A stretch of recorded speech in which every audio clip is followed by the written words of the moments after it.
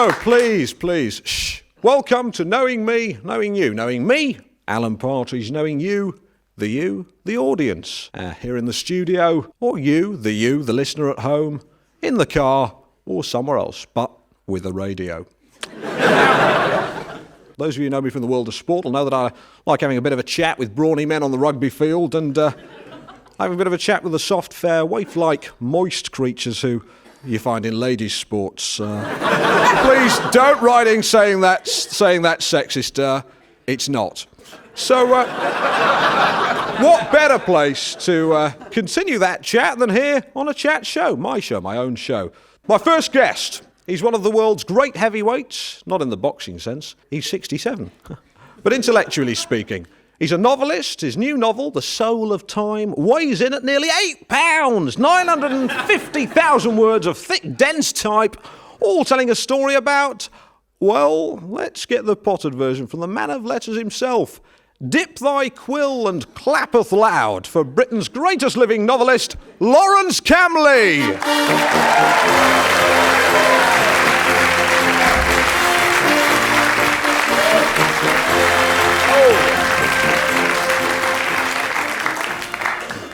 Knowing me, Alan Partridge. Knowing you, Lawrence Camley. Aha. Welcome. Glad to have you on the show. Now, I've got to say, first reaction to your book. Don't drop it on me foot. Yes, it is a heavy book, but if I may be so bold, there are, of course, certain literary precedents. One thinks of Proust's La Recherche Tromperdue, Dante's Divina Commedia, Chaucer's Canterbury Tales, which I'm reliably informed could cripple one. Maybe that's what happened to Lord Byron. Why? What happened to him? He had a clubbed foot. Right. The Soul of Time. That's the name of your book. It sounds a bit deep, is it? Well, it is a serious novel. I deal with the great contemporary themes, but I like to think there are one or two jokes in it as well. Oh, great. Go on, tell us a joke. I'd like to start the show with a joke. It's always great to get it off on the... See, I've got myself in sticky mud already. They're not jokes in the traditional knock-knock sense. They're more comic vignettes woven into the general fabric and architecture of the novel. It's more funny peculiar than funny ha-ha, that, isn't it? What I want to ask you is, and this is a question I've been dying to ask you, if you were stuck in a lift, what one book would you have with you? Well, I would actually choose, for sheer bloody-minded entertainment value, I would be stuck in a lift with The Hound of the Baskervilles. I don't believe Sherlock Holmes! Now you're making sense. I am his number one fan. I've read all his books. Yes, I've read them. I've read all of them. Have you read all of them? Probably not all of them. I've read all of them. Love Sherlock Holmes. Got all his books, leather bound. What I thought was great about Sherlock Holmes was that not only was he a super sleuth, he was also a hard worker, because not only did he go out and solve the crimes, he came home and wrote it all down. Fantastic. That's why I admire him.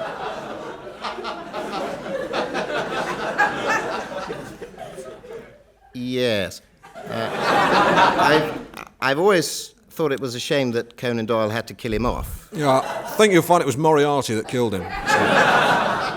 Yes, I know, but ultimately, of course, it was Conan Doyle. No, it was Moriarty. It was definitely... Yes, I know, in the books, it was Moriarty, but, of course, the ultimate responsibility was Conan Doyle's. Yeah, hang on. As far as I know, Moriarty acted alone.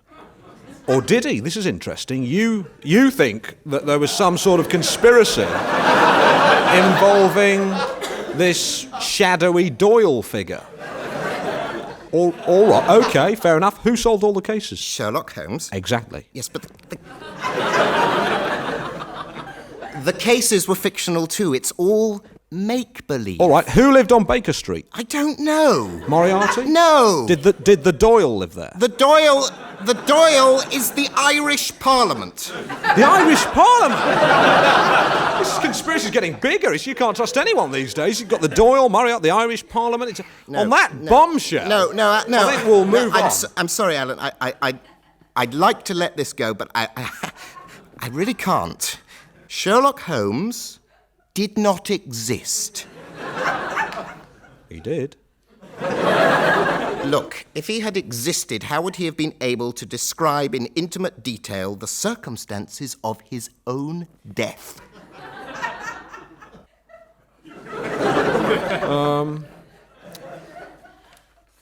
The Nobel Prize for Literature. You never won it. What went wrong?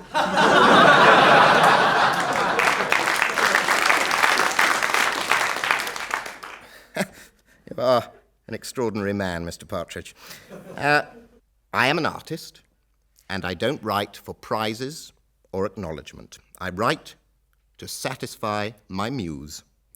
It's a big fish. Your net's full of holes.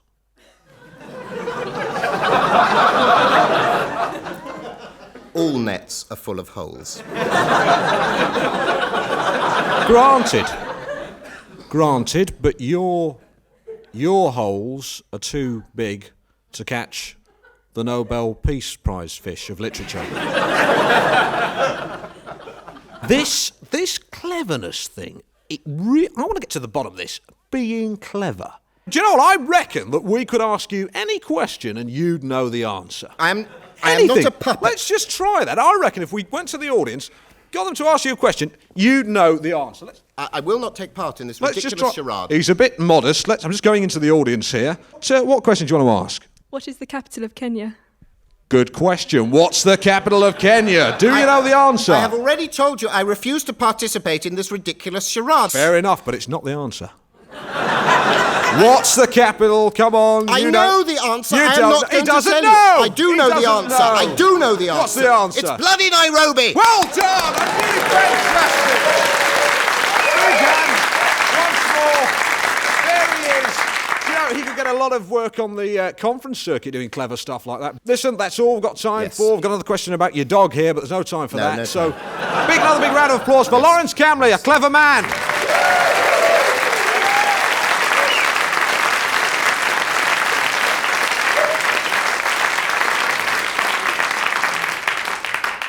Now, my next guest is a woman who first stamped her feet with the women's movement 18 years ago. Her book, Livid Doll, was read by angry and irritable women alike. Since then, she's written for journals as varied as Woman's Own and the Radio Times. And now she hosts the hugely popular therapy show Problem People on cable TV. Please welcome the intelligent and not unattractive Ali Tennant.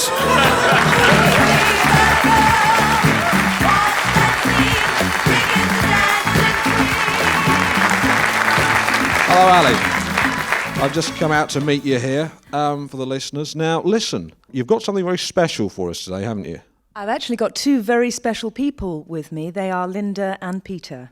Hi, Linda and Peter. And they're two people who are currently working with me on my therapy show, Problem People on cable TV. Right, so these are two of the disturbed people that you... No. They're not, it's very important, they're not disturbed people. They're normal people with normal problems. Right, so if anyone's concerned, these two are just a bit harmless. Right. Okay. Right, so what are you going to do with them?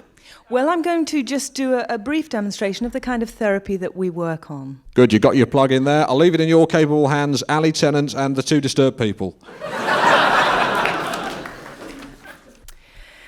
Okay. Hello, Linda. Hello. Hello, Peter. Hi. Now, we've been working together on my 3-point therapy plan, and I'll just run through that very quickly. The 3 points are the birthing of the emotions, the dialoguing about those emotions, and finally pledging towards a better future. So let's begin with birthing. Linda, would you like to birth your emotions, please? Yeah, anger, frustration, jealousy, loathing, bitterness, deep resentment and hate. Bit of inner turmoil? Yeah, inner turmoil, Inner turmoil, yeah. Thank you very much and well done. Peter, would you birth your emotions, please? Yeah, it's the same really. But no loathing. Thank you, Peter, and well done. Phase 3, Linda, sex with Peter. Well, I mean, it's obvious, isn't it? I mean, it's just not happening. I mean, it hasn't been happening for a very long time. Well done. Peter, sex with Linda? Well, it's not happening for me either, is it? Well, I mean, that's because you're never there. What do you mean I'm never there? I Can sleep I in the just say bed with something? you? That he often comes back smelling of dog. Oh, come on, don't start with the dog again. Every time Okay, end of dialogue. Very good, well done. We've reached pledging time.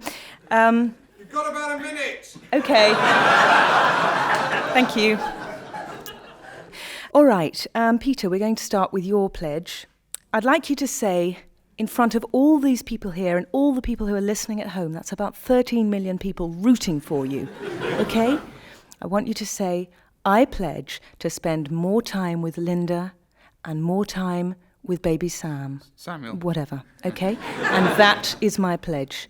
Will you say that now, Yeah. please? I pledge to spend more time with Linda and with Samuel. And that is my pledge. That is my pledge. Well done, Peter. Well done. Marvellous. Well done. Okay, we're nearly at a resolve. Linda, it's your turn to pledge. I want you to pledge now. I pledge to spend more time with myself and to take a lover to ease my frustration. Hold on. Okay? Hold on a moment. No, we're not dialoguing. No, I don't think I they- pledge Peter. I pledge to spend more time with myself and to take a lover to No, ease my I don't think frustration. this is This is my pledge. Hold Well the done, pledge. Linda. That's marvellous. Well done. Well done, Linda. That's brilliant. Great stuff. Hang on. I'm just coming over to meet them now. That was absolutely fabulous. Thanks, you two, for doing your pledging and stuff. I hope you're not so disturbed anymore. Let's say goodbye to you. And hello to Ali Tennant. Please come and take a seat. Come and sit down. Just sit there. Right. Sit down. Now, Ali, was that good therapy or balmy old cack? Well, what... I'll leave it for you to decide, really. I mean, your audience saw it work, so... Right, and you got a pretty successful success rate. Very successful. There are people queuing up for the cable TV show, which I think is incredibly brave Absolutely of them. fantastic. Well, I've got... let me give you a little problem. Mm-hmm.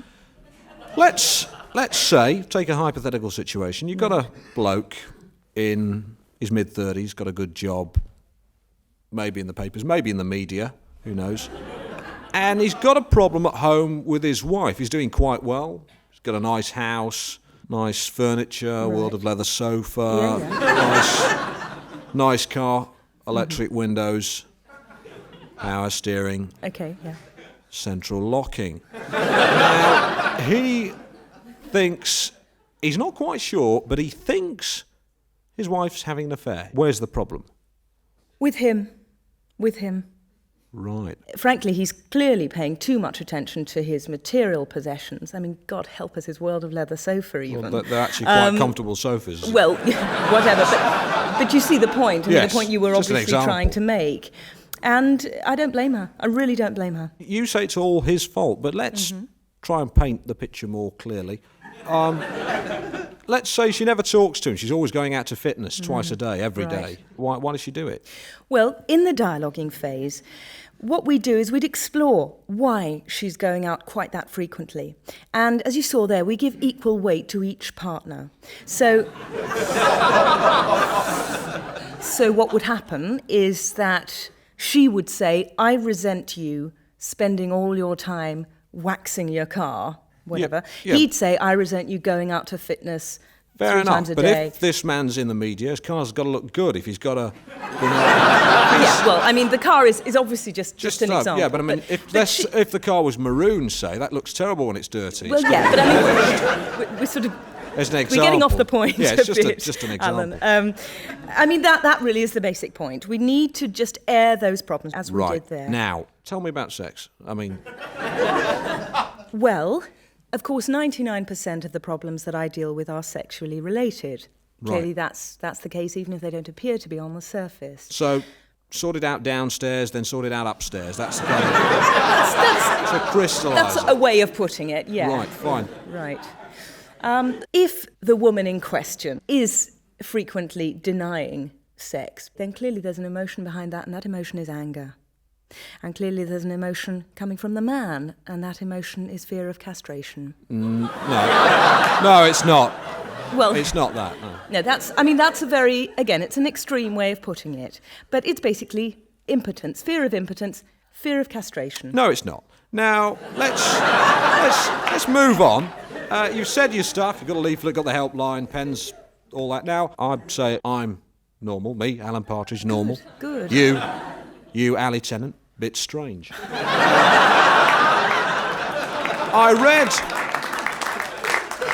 I read a bit in your book that was highlighted in yellow by a researcher for me that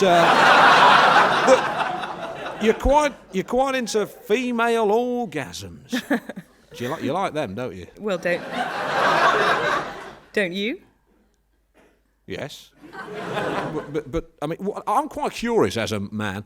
The female orgasm? What is it? I mean, I don't mean what is it. I don't mean what. I mean, how does it manifest itself? When you hear when it's how? What is it? What is it? What's a female orgasm? Yes. It's a very good question, actually, and the answer that I would give you is, what's a male orgasm? Describe what happens when you achieve an orgasm.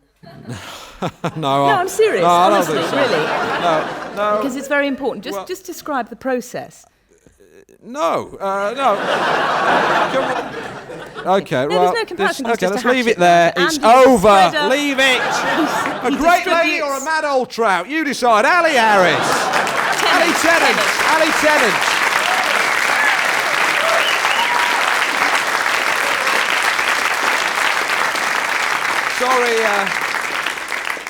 Sorry, Ali, for getting your name wrong at the end. Ali Tennant, not Ali Harris. Getting names confused there, but I hadn't heard of you before tonight. Now, let's move on. What I want you to do, by the way, is just go and move over to the other comfy chair. Fine. I'm going to bring on my next guest. What I want you to do is obviously keep quiet for a bit. And then when I've got going, chatting to my next guest, please feel free to chip in. Now, my next guest is a man who first made his name back in the 60s. He was voted Carnaby Street's Mr. Boutique of 1969. He knew all the pop stars. He was at all the parties. Whenever David Bailey was seen with a beautiful woman, you can bet that my next guest had been there first. These days, his retail empire is enormous. No high street is complete without its branch of wishing wells. And I wish him well. Super green, super sexy, eco-friendly and bloomin' rich. Here he is, Adam Wells.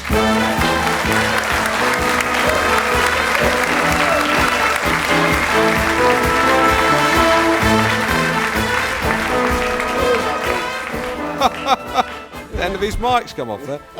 Adam Wells, welcome to the show. Cheers. It's a pleasure. Money.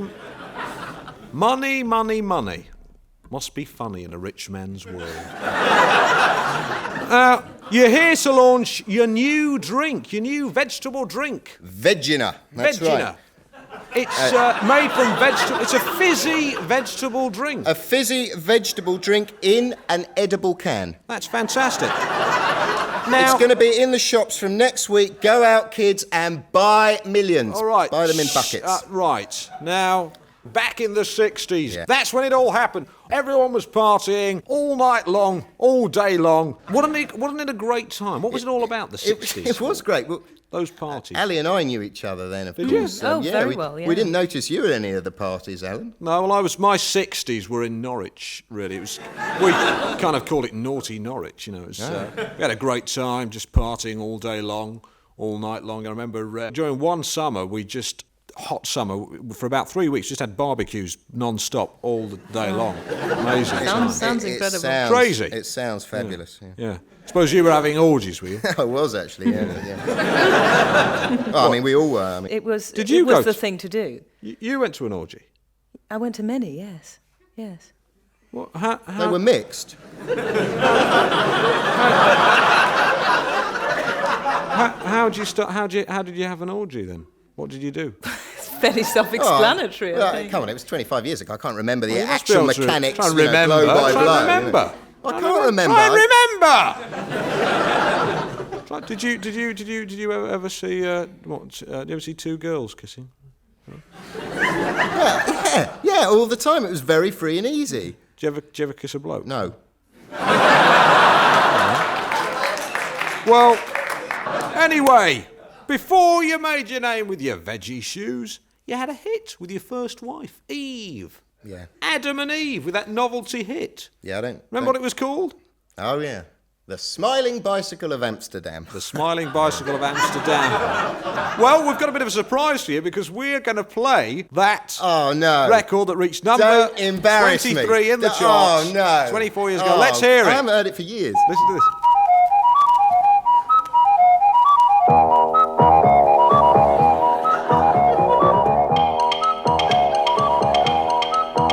Oh, don't take a bus. Don't take a tram. You're my girl and happy I am. You're my babe, it's a real wham bam. On the Smiling Bicycle of Amsterdam. Tickets, please. Room for one more pixie. Fantastic. Well, give a round of applause. Oh, God. That Certainly brings you back are, memories for me. you are a naughty man. That is just so embarrassing. Yeah. So embarrassing. I know, but let me just say thanks once again for bringing that copy in. We couldn't find it anywhere. Thanks a lot for that.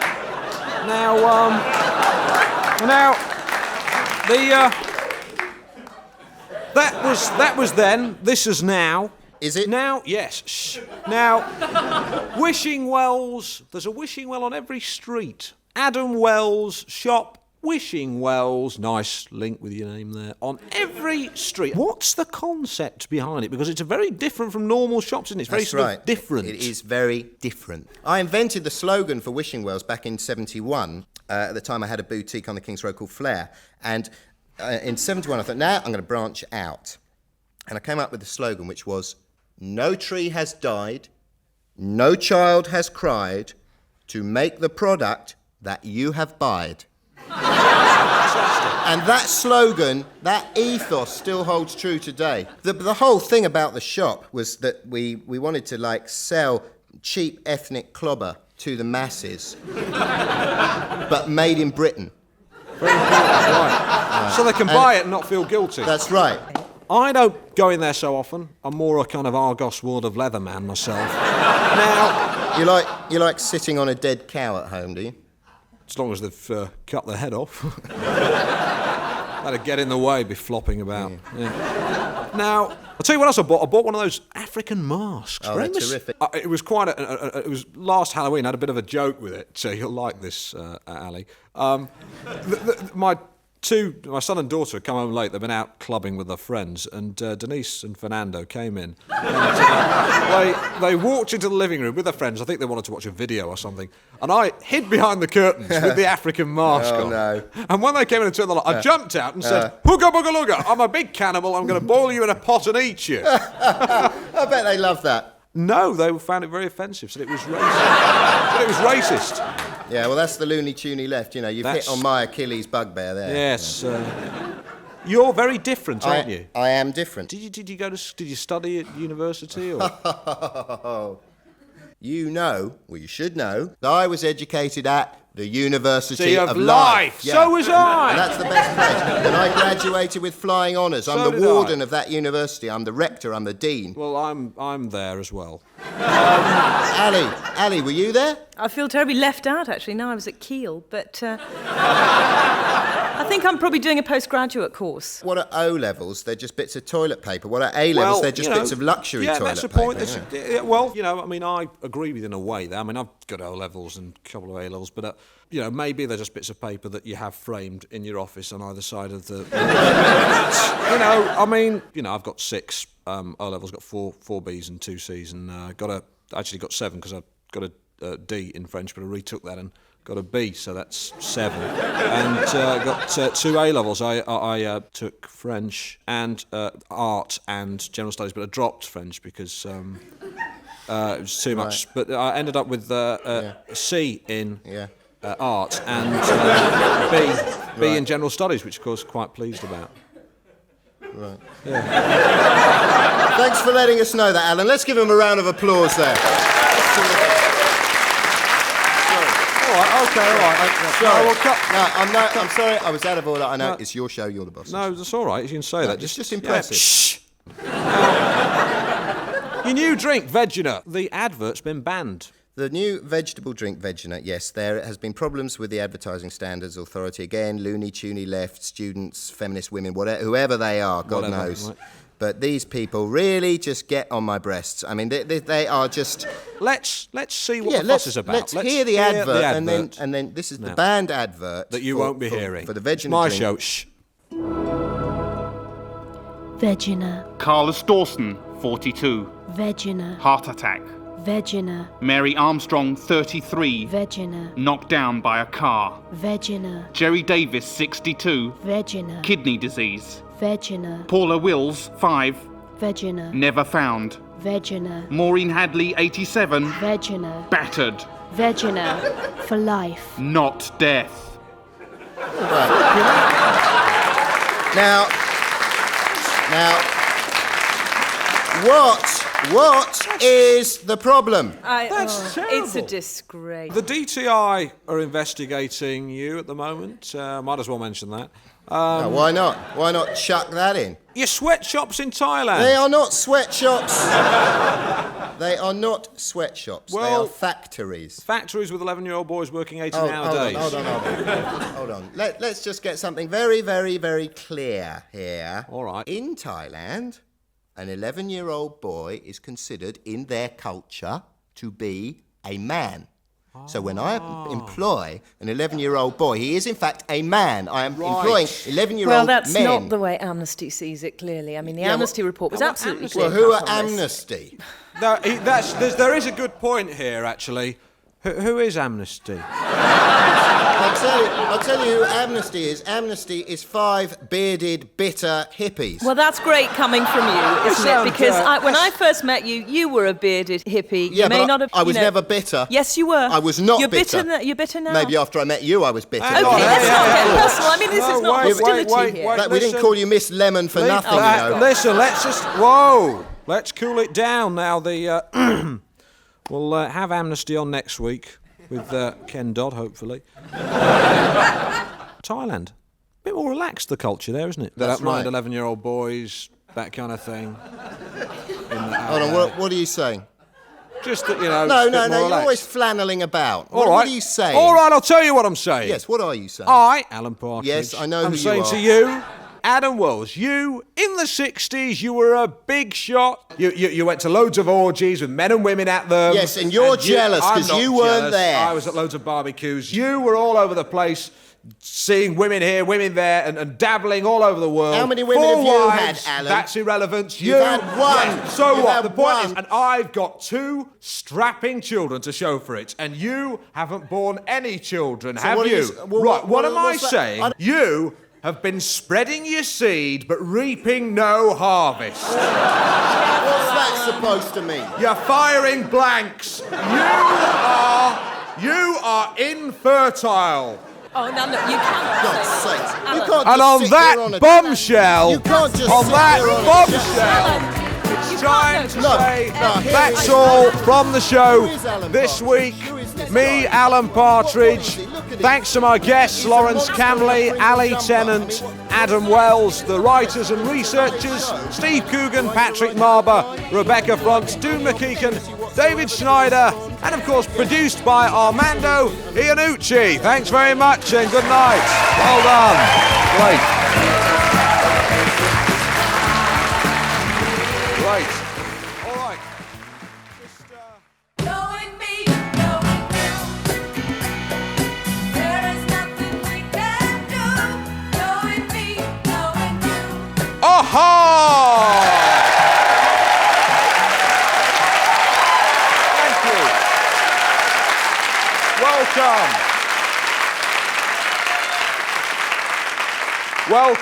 Welcome to Knowing Me, Knowing You. And the hot news is I've got a hit on my hands. This show is a hit according to the New Statesman and Society. I don't read it myself, but a researcher ran into my office this week brandishing a review. The headline reads, Postmodern Partridge, and it says, Alan Partridge is the apotheosis of the 3-minute culture. In his hands, the essentially complex becomes inordinately simplistic. So, quite proud of that. On the way here, my driver, Colin, dropped me off and he said, Alan, I hope you've got some good guests on tonight. And I have. This is the introduction to them. 2 times 2 is 4. 2 times 4 are 8. 2 times 8 are 16. 2 times 16 are 32. That was about my limit when I was 9 years old. But it's mere piffle to my next guest, who is a 9-year-old child prodigy and fellow of Oxford University. Please give an academic welcome to, with his father, Simon Fisher.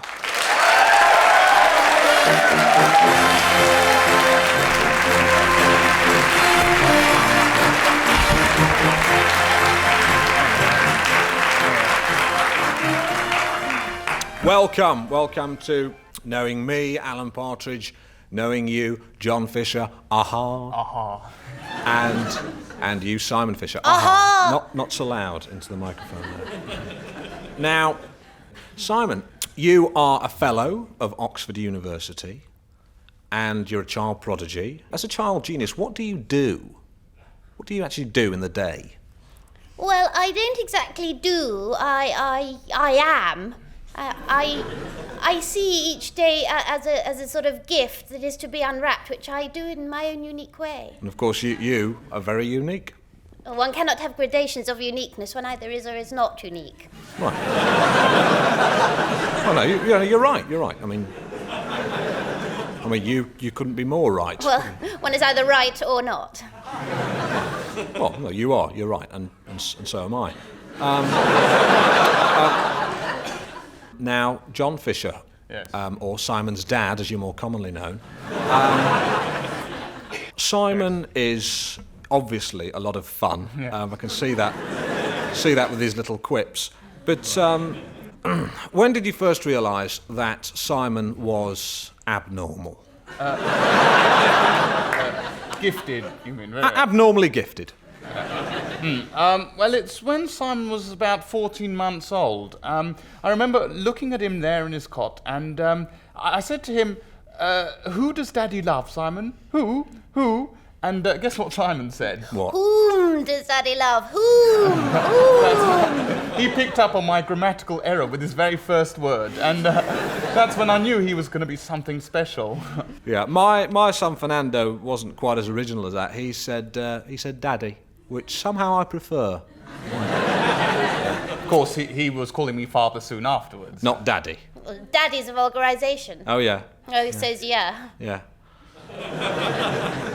John, do you ever sit alone at night by the fire with your head in your hands and think to yourself, God have mercy on my soul, I have spawned a monster. I've created Frankenstein. No. I mean, Simon's a wonderful child. No, never. Well, that's nice. I'm sure that Frankenstein's parents found it within their hearts to love him. Interjection, there is no such monster as Frankenstein. There is, actually. It's in a film, and it's a certificate X. You wouldn't have seen Well, it. I've read the book by Mary Shelley, and Frankenstein is the name of a Genevan student who creates Frankenstein's monster. You any good at sport, Simon? Sport induces violence in the common man. Yeah, cobblers. I like sport, and I'm not violent. You're just scared of breaking your glasses. I don't wear glasses. Well, you should.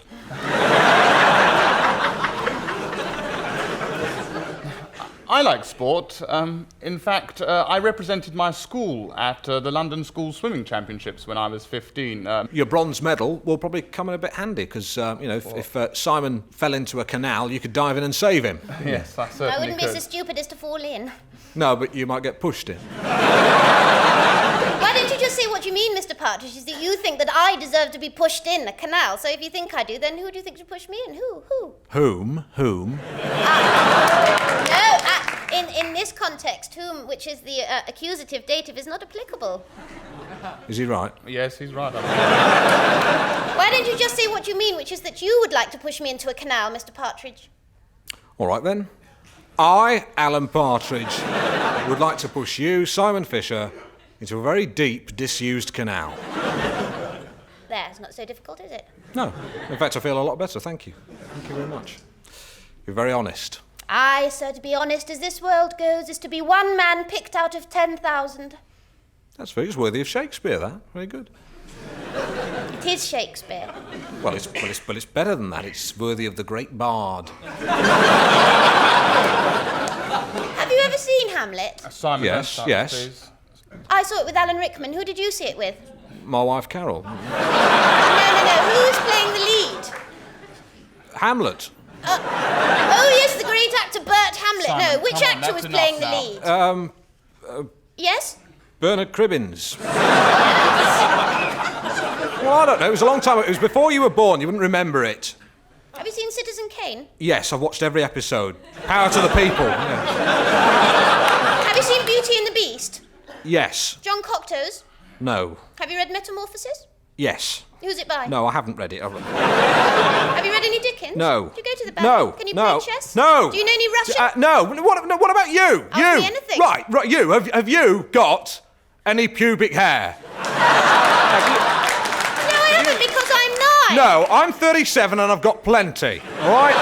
Can you do this? No, because my voice hasn't Exactly. broken. Don't forget it. And one more. Are you a boy or a girl? I'm a boy. Really? My name's Simon. Really? It could be Simone. Could be Simone because you sound like a girl. I'm a boy and my Yeah. name is Simon. Yeah. You've got something on your shoulder there. Now you've gone too far. You raised Apologise. No Sorry. one hits my I'm You've sorry. never been hit. It's all I right. shouldn't have done it. I shouldn't have done it. I'm sorry. It's my mistake. I'm not very good with kids. Carol's. I've got a bad temper. But you are a little shit. That said, thank you for coming on the show.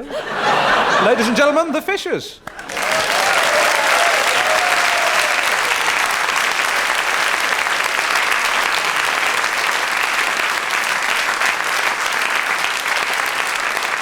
Okay, now, if you just want to move chairs... Right, my next guest.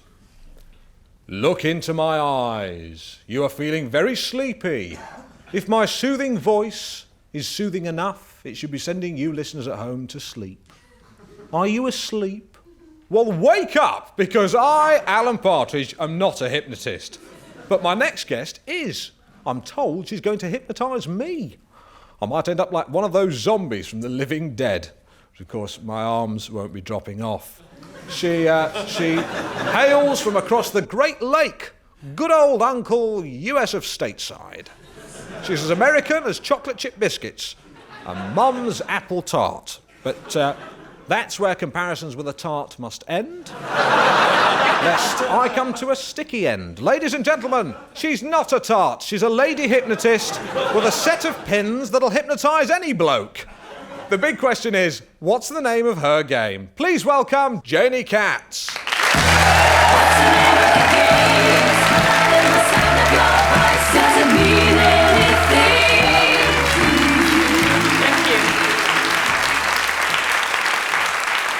Janie Katz, knowing me, Alan Partridge, knowing you, Janie Katz, aha. Uh-huh. No, aha. You say aha. Aha. That's right. Yeah. Okay, right. What's the name of your game? Is it a game? Has it got a name other than hypnotism? Really, what I practice is hypnotherapy, not hypnosis. Right. So I try to distance myself from the kind of showbiz, the razzmatazz side of it. I'm not out to make fools of people. I'm there to use hypnotherapy as a form of helping people to open up their minds. Right, because I saw a brilliant hypnotist, Tony LeMesmer, he was called. He was brilliant. He was fantastic. He had blokes crying like babies. He had women on all fours barking like dogs. It was really first-class entertainment. Yeah, It really was. Fantastic. But he's very popular. He's booked right through till next summer. Unavailable, hence your good self.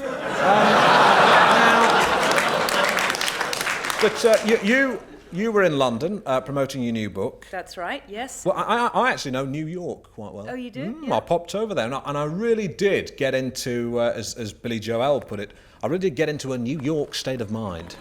I bet, yeah. I mean, I jumped in a cab and I said, "Cabby, take me to the core of the Big Apple. I want to check out the pips." Dude, I really did, say that. Oh, God. Yeah. Just look, next time, just say Manhattan. Well, You'll get there. No, I want to go to the centre of New York. Yeah, that is Manhattan. Right, well, that's not where I want to go. Where do you want to go? Bloomingdale's. Yeah, you're in Manhattan.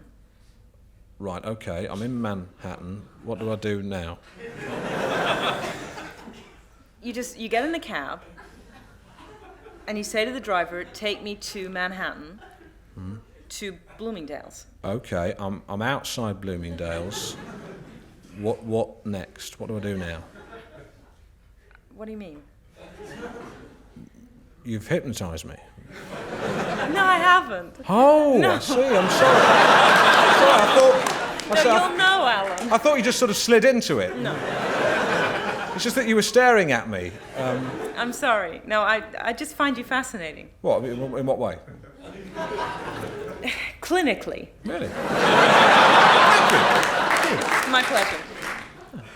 You, Janie Katz, hypnotist. I, Alan Partridge, clinically fascinating. Thank you. Now, now, I believe right now I'm very fortunate because you're going to hypnotise me. I certainly am, yes. Great. Obviously, we don't have much time, so it's going to be a kind of vague gesture towards it. But the idea is that what we'll try to do is to project onto, let's say, the curtain of your mind, a series of images from your past. Okay, well, I'll draw back my curtains, Good. behind which you will find a net curtain. You may lift that up should you wish, Thank you. and we'll see if there are any skeletons lurking in the cupboard, the curtain cupboard. In your mind. My mind's curtain cupboard, yeah. All right. Well, the first thing to do is to get you relaxed. Okay. So if you can just lie on... What do you... Right, just put this peg What- on my nose. Why are you putting a peg on your nose? Well, because I was told that your blood pressure increases during hypnotism and it could lead to a nosebleed. No. No, it's nonsense. Who told you that? The researchers. I think it was probably a joke. Okay. No, that's all right. It's okay. Well, I mean, take it off. Well, because- I'll take it off if I wish to yeah, take you it can't off. relax with a peg on your nose. Alan. If I shall be the judge of whether I should take the peg off my nose, and as it happens, I have decided to take the peg off. And so I'll do that now. Okay, just lie back on the couch Okay. if you would be so kind. Right, I'm lying back on the couch, listeners. Okay, just try to concentrate. Now, I'm going to count you down from 3, and in that time, I want you to relax every muscle in your body, okay? And then you will be hypnotized. 3, 2, 1. Now, Alan, without opening your eyes, I want you to tell me what you can see. A pair of plimsolls. All right, now, who do they belong to? Little boy. Do you recognize the little boy? Yes, it's Alan Partridge. Now, Alan, I want you to just step inside Alan Partridge. Okay. Now, Alan, would you tell me how old you are? I'm 8 years old. And where are you at the moment? I'm at the bottom of Tandle Hill. Where's Tandle Hill? It's near the school. Okay. Now, describe what you can see in front of you. There's about 80 boys. So you're not alone. No, they're at the top of the hill. And where are you? I'm at the bottom. Can't keep up with them. It's a cross-country run. Okay. It's cold. It's very cold. Why are you so cold if you're running, Alan? I haven't got any shorts on. Why not? Stephen McComb's taken them off me. Can you see Stephen McCool? Yes, he's waving them about with his hand. He's saying, "Smelly Alan Partridge. Smelly Alan Partridge." I'm not smelly. No, I know Alan that. Partridge. Okay, Alan. All right. Now, look, you're not happy, are No. you? No. Should we take you away from here? Yes. Let's take you someplace where you are happy. Oh, good. Okay? We're going there right now. Are you there? Yes. Good. Now tell me what you can see. I'm in class. Yeah? The headmaster's come in. Right? And what's happening? Oh, he's looking very pleased. He said someone's won an essay writing competition. Someone's written an essay on sport and it's won a prize. What else is he saying? He said, is there an Alan Partridge in the class? Would Alan Partridge identify himself? And what's happening now? I'm standing up. And they're all applauding me. Terrific. What are you saying, Alan? I'm saying, I'm Alan Partridge. I am Alan Partridge. I've won the essay writing competition. Of that, there's no doubt. Okay, good. I have won it. Things will now be very different. No longer will I be called infantile names because Okay. I've won the competition. Great. Now, Alan, we're running a little short of time. We have to now bring you back, okay? No, I don't want to come back. No, you'll be fine. You have to come back because you're in the middle of a talk show. I like it here. Well, you people like like it. me. You like it here too. No, I don't want to go back. I don't come- want to be on the radio. Come on, Alan. You're very Nobody popular. listens to Radio Come 4. on, Alan. Okay. Nobody listens to Radio 4. All right, Alan. Just concentrate because I can't bring you I back. wanna be on the telly. Otherwise. So just Let me okay. on the I'm going to telly. count to 3, and you have Let to me come on the back. telly. 1, 2, 3. So what I want to know is, when are you going to hypnotise me? I've done it. Really? Yes, it's been done. Just think about what is foremost in your mind at the moment. Oh, the essay writing competition. That's right. Back at school. Anything else from school? Do you remember? Yes, cross-country runs. Tandle Hill. You remember that? Great stuff, yeah. That's Lovely. right. Yeah. You enjoyed Bloody that? Alan Partridge. What? No one calls me that. Hang on, No one Simon. calls me that. No. I was just referring him back to his past. Simon, this is a very important point. You No. must not abuse this privilege because we have been privileged to did not see smell. inside Alan's memory. Look, I no, just this wanna- is irrelevant, No. Alan. You don't have to defend No, yourself. I want to clear this up once and for all. There's This no has need. been hanging in the air for about 30 years, right? I want to clear it up, okay? Stephen McComb called me Smelly Alan Partridge because he thought it was funny. Partridge, I mean Partridge, he said smelly. My personal hygiene was never in question. I showered regularly. I didn't smell. The question is, what's Stephen McComb doing now? That's the question, because I host a chat show. What's he do? I'll tell you what, he's a forklift truck driver with British Leyland. I'll tell you what, he lives in Edgbaston. He's got a pathetic life. I've parked my car outside his house. I've watched him come and go there. He's got a sad, pathetic life. And McComb, if you're listening, what are you now? You're nothing. And I am Alan Partridge.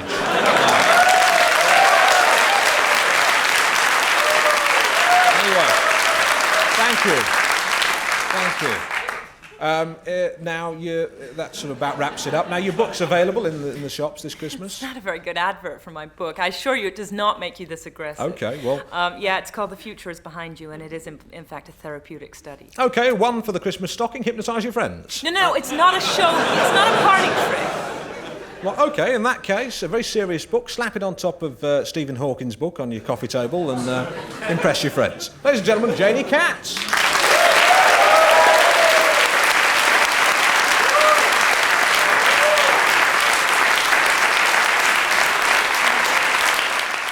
Now, order! Order! Silence in court. Order! Order! Silence in court. Of course, I don't say things like that, but my next guest does, because he is a lawyer. But not just any old lawyer, he's a young lawyer, who's known as the bad boy of the Old Bailey. Famous for his natty dress sense and his unconventional behaviour in court, let us court the enfant terrible of the Inner Temple. Do you want to get to know him?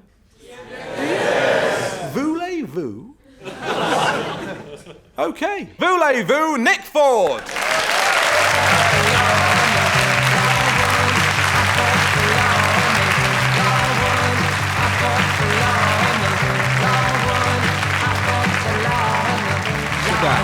Sit there. I don't know what... Knowing me, knowing you, aha. No, there can be no ahas.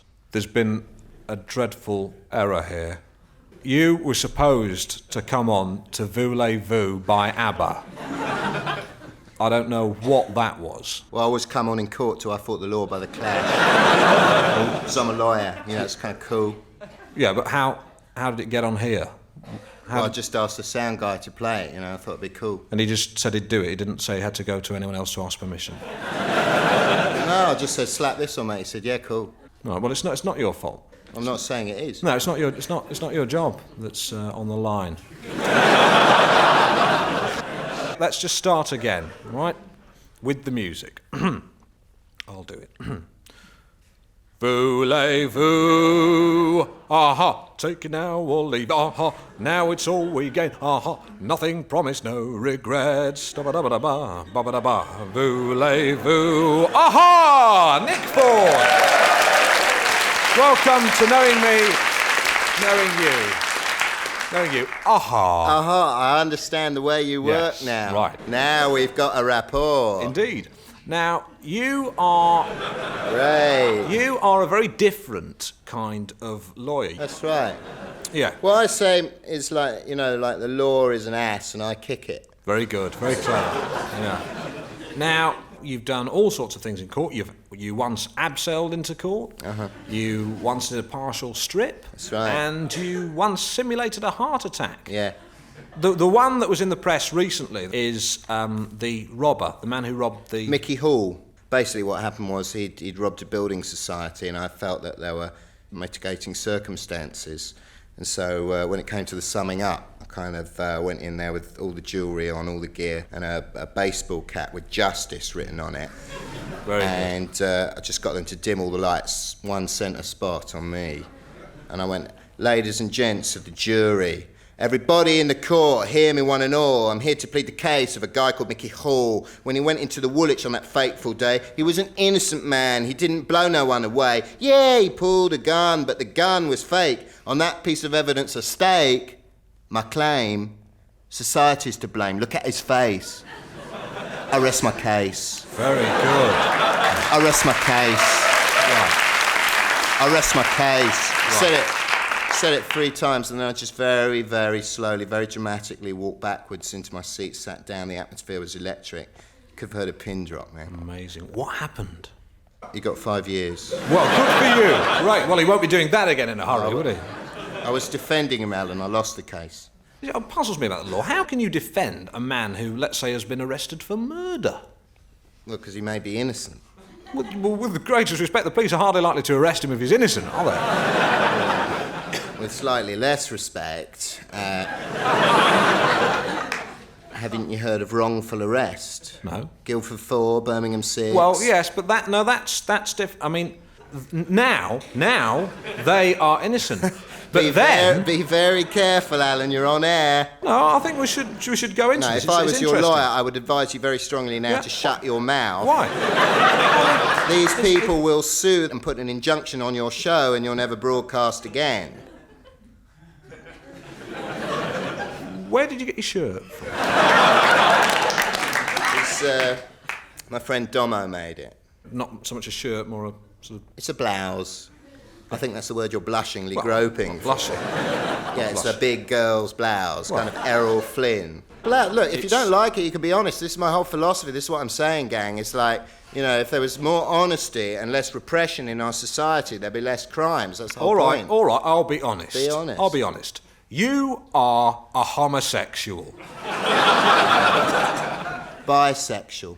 Don't pussyfoot. I'm not pussyfoot. The point is, there are blokes involved. That's the important one. I mean, you seem very threatened by it, Alan. I'm not threatened by you lot. No way. Any of you lot had a go, I'd deck the lot of you.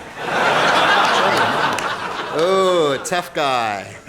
I meant psychologically threatened. Well, whatever. It's okay to explore your sexuality, you know, it's okay to be open. I mean, you know, there's a kid here, Simon, let's bring him into it. I mean, you're just discovering sexuality, you know. I'll he's leave got the a right kid to out choose. of it. Leave him out of it.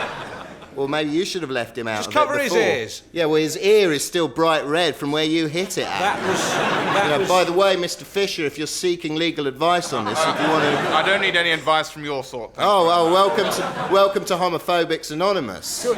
Good one. I like that, Mr. Fisher. Don't want any advice from your sort. Nice. We should go for a drink sometime. No thanks. You're hitting kids, you could end up in jail. Can I seriously. just say something here?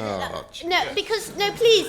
Because technically it wasn't assault, because he didn't actually cause any It was bodily assault, harm. he hit you. Yes, but I was provoking him. I was being precocious. The point is, if this was a normal child... I am normal. You are not normal, you're a freak.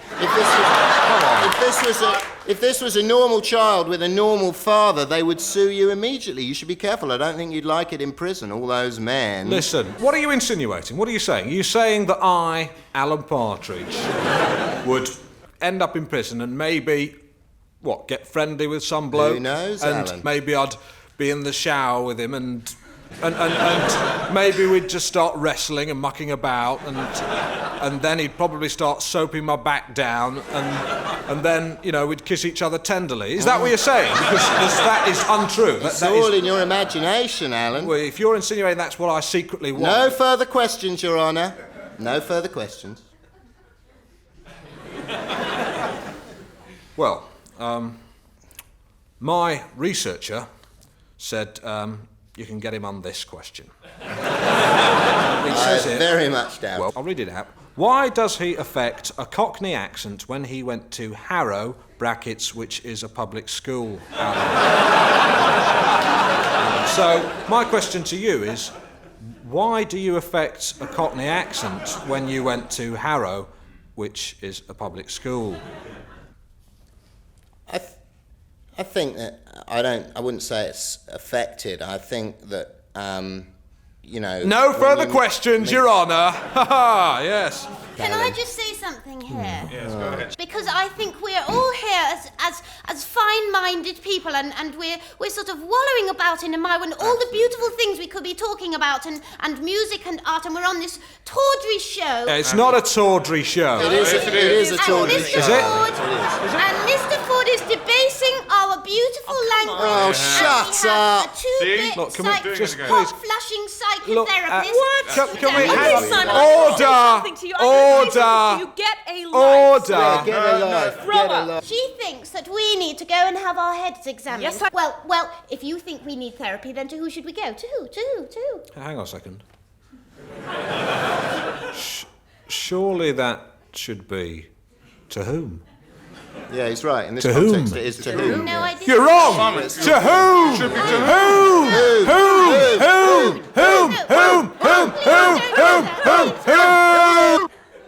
I've wet myself, Daddy. Oh dear. And on that bombshell, we say good night as Simon Fisher, 9-year-old fellow of Oxford University, has wet himself. And I, now, Alan Partridge, dry as a bone, saying, knowing me, knowing you, would like to thank my guests, Janie Katz, Mad Hippie, Nick Ford, Queer Lawyer, Simon Fisher, Wet Boy and his dad, a nobody. Thanks to the writers and researchers, Steve Coogan, Patrick Marber, Doom McKeegan, Rebecca Front and David Schneider. And to my producer, Armando Iannucci. Thank you.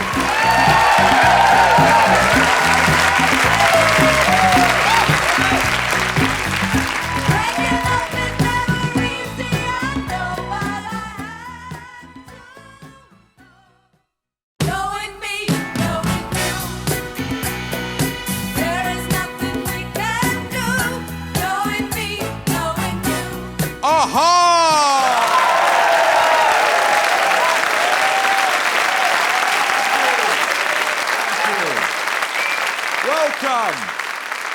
Welcome to Knowing Me, Knowing You. Now, I have a letter here from a listener, Mr. Tim Stringer. It says, Dear Alan, I love the show, but please could you tell me, is your theme tune, Knowing Me, Knowing You, available on record? If so, who's it by? Yours sincerely, Tim Stringer. Well, Tim, Knowing Me, Knowing You was originally recorded by the Swedish power pop combo ABBA, sadly no longer with us, but the version we use instead a version of the song recorded by the Jeff Love Orchestra, which I have to say, in my opinion, is superior in essence to the actual original. So I hope that answers your question, Tim. My first guest tonight is, I have to say, The Pits. That's a joke. Because it's a joke with a point, because I met him in the pits at the Monaco Grand Prix, because he is France's second best racing driver. He's sophisticated, he's suave. Please give a loud cheer and cry de coeur for second best French racing driver, le très bon Michel Lambert.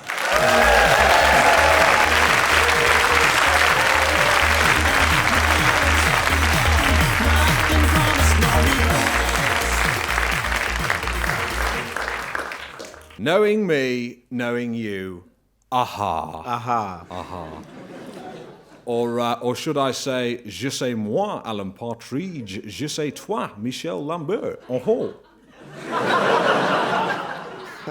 Now, you are a celebrity. You're France's second best racing driver. You get interviewed all the time. Do you get bored of the same old questions? Yes, that's very true. There's nothing worse than an interviewer who cannot be bothered to find an interesting angle. Yeah, I can imagine. When did you first want to be a racing driver? Yes, exactly. Yes. Yes, exactly when? What you... Well, ironically, Alan, I never wanted to be a racing driver. I actually wanted to be a chat show host like you. But I turned up to the wrong job interview and I ended up as a racing driver. That can't be true. No, it's not. It's a joke. Of course, the famous French sense of humour there. Now, you're nearly at the top of your profession, and what I want to know is, how do you cope with the pressure?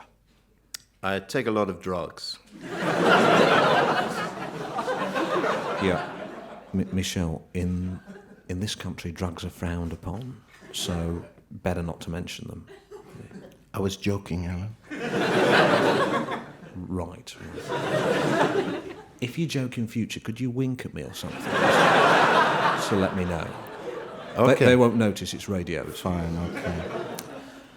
Right, now, what do you think about when you're racing your car? What do you think about? Surprisingly, I think about the race. Right. What do you think about when you're interviewing someone? Well, nothing. I mean... You see... But do you, when you're driving along, do you ever think, oh, sacre bleu, I've forgotten to set the video to record, I don't know, Top Gear? What is Top Gear? It's not... all right, then. You've forgotten to tape Cyrano de Bergerac with Gerard Depardieu. Depardieu. Depardieu. Depardieu. Depardieu. Depardieu. Depardieu. Depardieu. Dieu. Dieu. Dieu. Dieu. Dieu. Dieu. It's not important, Alan. Right. I think what you're trying to ask me is, do I ever get distracted when I'm driving? No, I don't. No. I'm quite specifically asking you, do you forget to tape Cyrano de Bergerac with Gerard... Depardieu. Him, yeah. No, I don't ever forget to tape it because I saw it at the cinema when it came out. Right. Have you ever seen this film? Yes, I did see it. No. You like it? I'm not so keen on it. I mean, I don't like what they did with the idea. They said it in the 17th century, gave him a long nose. Maybe it was made it a bit funnier, but for the British, you know, Bergerac is John Nettles.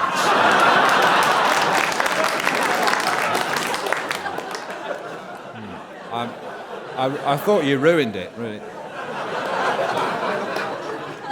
I'm just glad you haven't got your hands on Lovejoy. Probably said it in the future, when of course antiques will be even more expensive. Not a bad idea, really. And the question is? The question is, yes. Right. Are you winking at me? No, I was sniffing. Oh, right. Because I take drugs.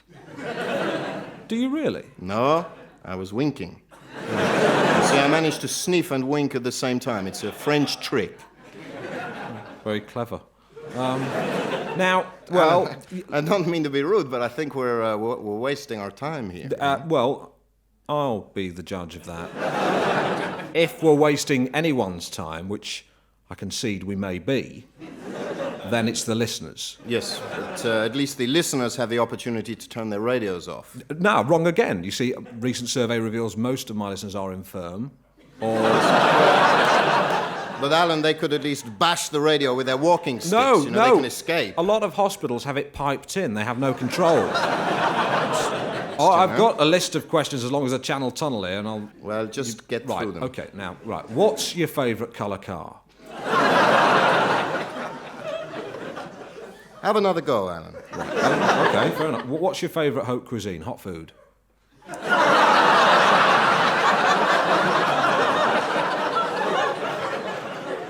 Oh, But there is some bad Encore, questions. Alain, Okay, encore. right, there's quite a few. I'll just read through them all. You stop me if you like one. fine. Right, what's the biggest road you've driven on? What's the furthest you've driven without stopping? No? What's the fastest car you've driven? What's the slowest car you've driven? I thought we'd quite a bit of a twist on that. Alan, just read the questions. I'll stop you when it's All appropriate. right. Do you own a bicycle? Do Formula One cars use unleaded petrol? No, they use leaded petrol. Right. No, there's no conversation there. That's Right, nice. okay. Have you ever driven a lorry? Have you ever driven a tractor, a minibus, a tank, a taxi, a rocket? What's your favourite mode of transport? Land, sea, air? When you crashed 3 years ago, did you ever consider... Giving up motor racing for good? No, I didn't. Next question. No, I wasn't going to say that. No, you weren't. You No, had I was a going more to original say... question. Yes, I was going to say, did you ever consider the scenery? No, I wasn't. Yes, I did. I looked No, out of the no, window and I no, thought, I oh, wasn't- look at the scenery. I wasn't... No, going you to- weren't going No, to. I wasn't. Right. How long Look, I've more got- have you got to kill, Alan? I've got 2 minutes now. You got any more questions? No, I've run out. Now, there is a traditional French custom. We always give our guests special French smelling salts. So I have some here. You want to take these, put them in your nose, and Well, open this up is- this little package here. Right, this is a French smelling salt. Yes, it's a traditional French ritual. Okay. What do I do Just now? roll up this 10-pound Like note. the generation game, isn't it? Just roll that up, so it's kind of like a straw. Right. You see this line here? Just Yes. sniff that line. I put Here. this, what? What do we do with this? Put it up your nose. Right, you sure? Yes, it's fine. It's absolute- good for you. I feel really Okay, good. And what do I do now? Just sniff it up. Right, through there. Yes. Yeah, that's good. And the other nostril. Yeah, now. okay. Right. That's good. Well, thank Yeah, you it's for that nice, nice yeah. ritual. And you'll find in about 20 minutes' time you feel really good and kind of up. You know. Thanks for the smelling salts, feeling better already. Go on. And now time for me to say to you, merci beaucoup, au revoir, Michel Lambert.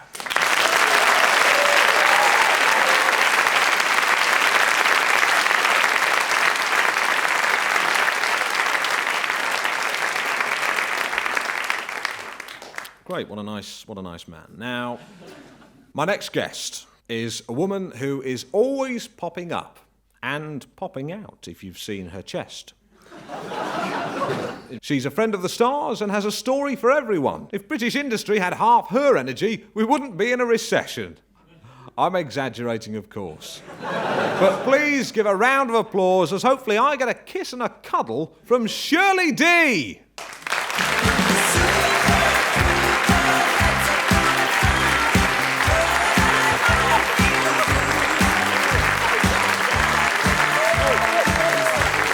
Thank you, ladies and gentlemen. Oh, aren't they lovely? What a dear. lovely audience you've got here, aren't they? Yes. Lovely.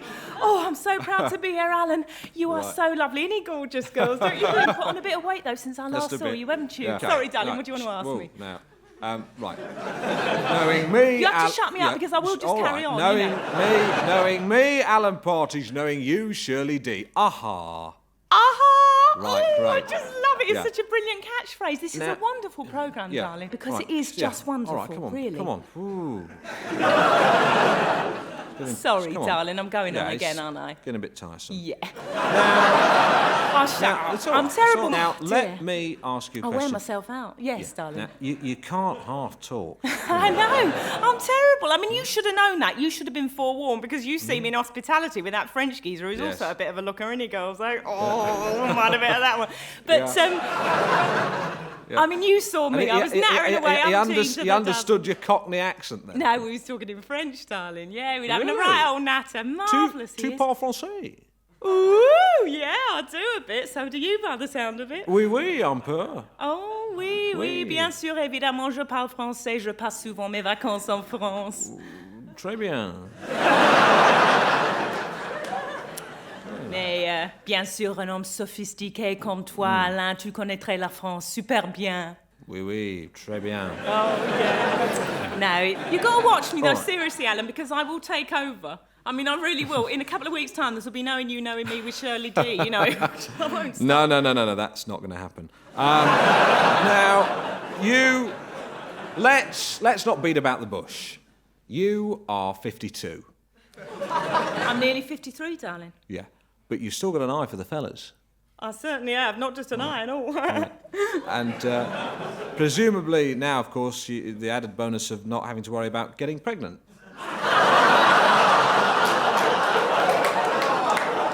Yeah, that is, yeah, it's true. Great. He comes out with them, doesn't he?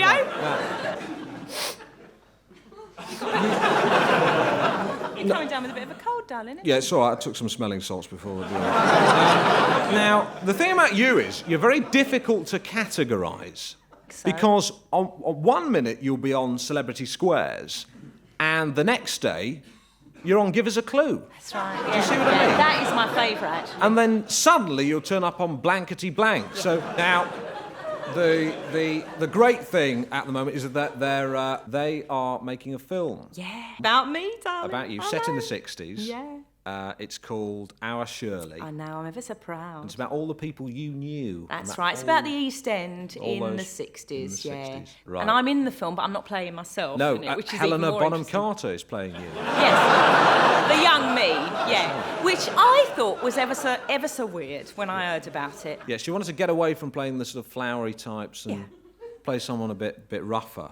But she's ever so good, darling. She's marvellous. And of course, Tom Bell is in Plays the me film. Uncle Dennis. Yes. Yeah. Because I... Very good at playing those shady types. Well, what Tom Bell has got is the warmth, the magic of my Uncle Dennis. This wonderful, kind, lovely, nice man. Well, you see- it's so exciting for me, darling. Yeah, It I know. really is. Now, you say nice, but your Uncle Dennis did commit murder.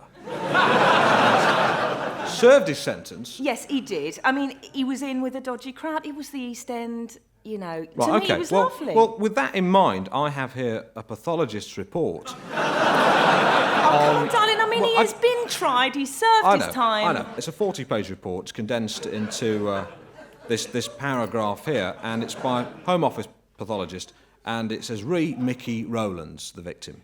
The victim was subject to what I can only describe as a barbaric and frenzied attack. He incurred multiple fractures to the ribs and skull and sustained massive internal injuries due to multiple stab wounds. It was a combination of organ malfunctions and loss of blood which led to death from heart failure. The victim's disfigurement was such that identification was only possible with reference to dental records. Now, there's nice, and there's nice, and there's Uncle Dennis. You know, he did a bad thing, a very bad thing. Identification And only I possible. know, Alan. Reference. He went to To prison, dental he records. served his time, and he regrets it. That is all Massive I can say. And now internal he's don't go on, Alan. He's a reformed man. Organ malfunctions. Yeah, I know. It was a terrible thing. It was a terrible case. Everybody Barbaric. knows the details. It was famous at the time, but Frenzied attack. you know, it's over, darling. You can't live in the past, really. I'm not defending him, but you know, Okay. you've got to live. All You've right. got to carry on living. Organ malfunctions. Now, but you're not in contact with him anymore, which Yes, is I am, darling. really. Of course I am. I mean, he was like a father to me. I go and see him every Christmas. He lives on the Costa. We spend Christmas with him. It's marvellous. Right, and he follows everything you do. He watches... Yeah, he watches everything I'm on telly, all the programmes. He listens to everything. He'll be listening. Hello, Uncle Dennis. He'll be listening now. listening to Probably out this? on the World Service, isn't he? Yeah, of course he will. He never misses a trick. He doesn't run that boxers club anymore. Yeah, you know Really? about that. Yes, he does. Oh. Boys Club on the Costa. Those boys, he drags them up from nothing, and they would do anything for him. They go to the ends of the earth. It's marvellous, really. Really? It's really sort of warming to see. He will realise, if he's listening, he will realise that was just a joke, reading that pathologist. If he's listening, I'll address him directly. Alan, there's no need. It was wait, just a no. little joke. Dennis, if you're listening... Alan? Shh, I have to say this. Dennis, it was just a joke. I'll probably edit it out. Don't... It's no reflection on you. I realise it was a long time ago, and things in the past should be dead and buried. It's an unfortunate phrase there, but Alan, just I don't. leave Wait, it, no, darling. I've got to say this. You know, it was a long time ago. You lost your temper. You murdered a man. By all accounts, he was a rather unsavoury character, and you know the world's probably a better place without him. And in a way, thank you for bringing him to the final court of justice. So once more, Uncle Dennis, thank you for stabbing him to death, and thank you, Shirley D, for being my guest. Shirley D.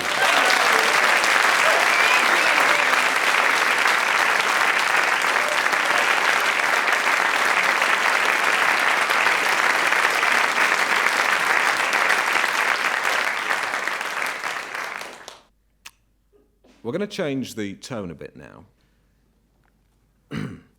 It's cold. It's damp, it's dark.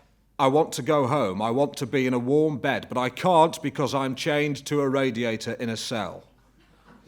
Of course, I'm not. My next guest was because he was a hostage for 2 years in Liberia in the Civil War. Don't expect him to be too perky. He was only released 6 months ago. And he's still suffering from post-traumatic stress disorder. Please welcome Chris Lester.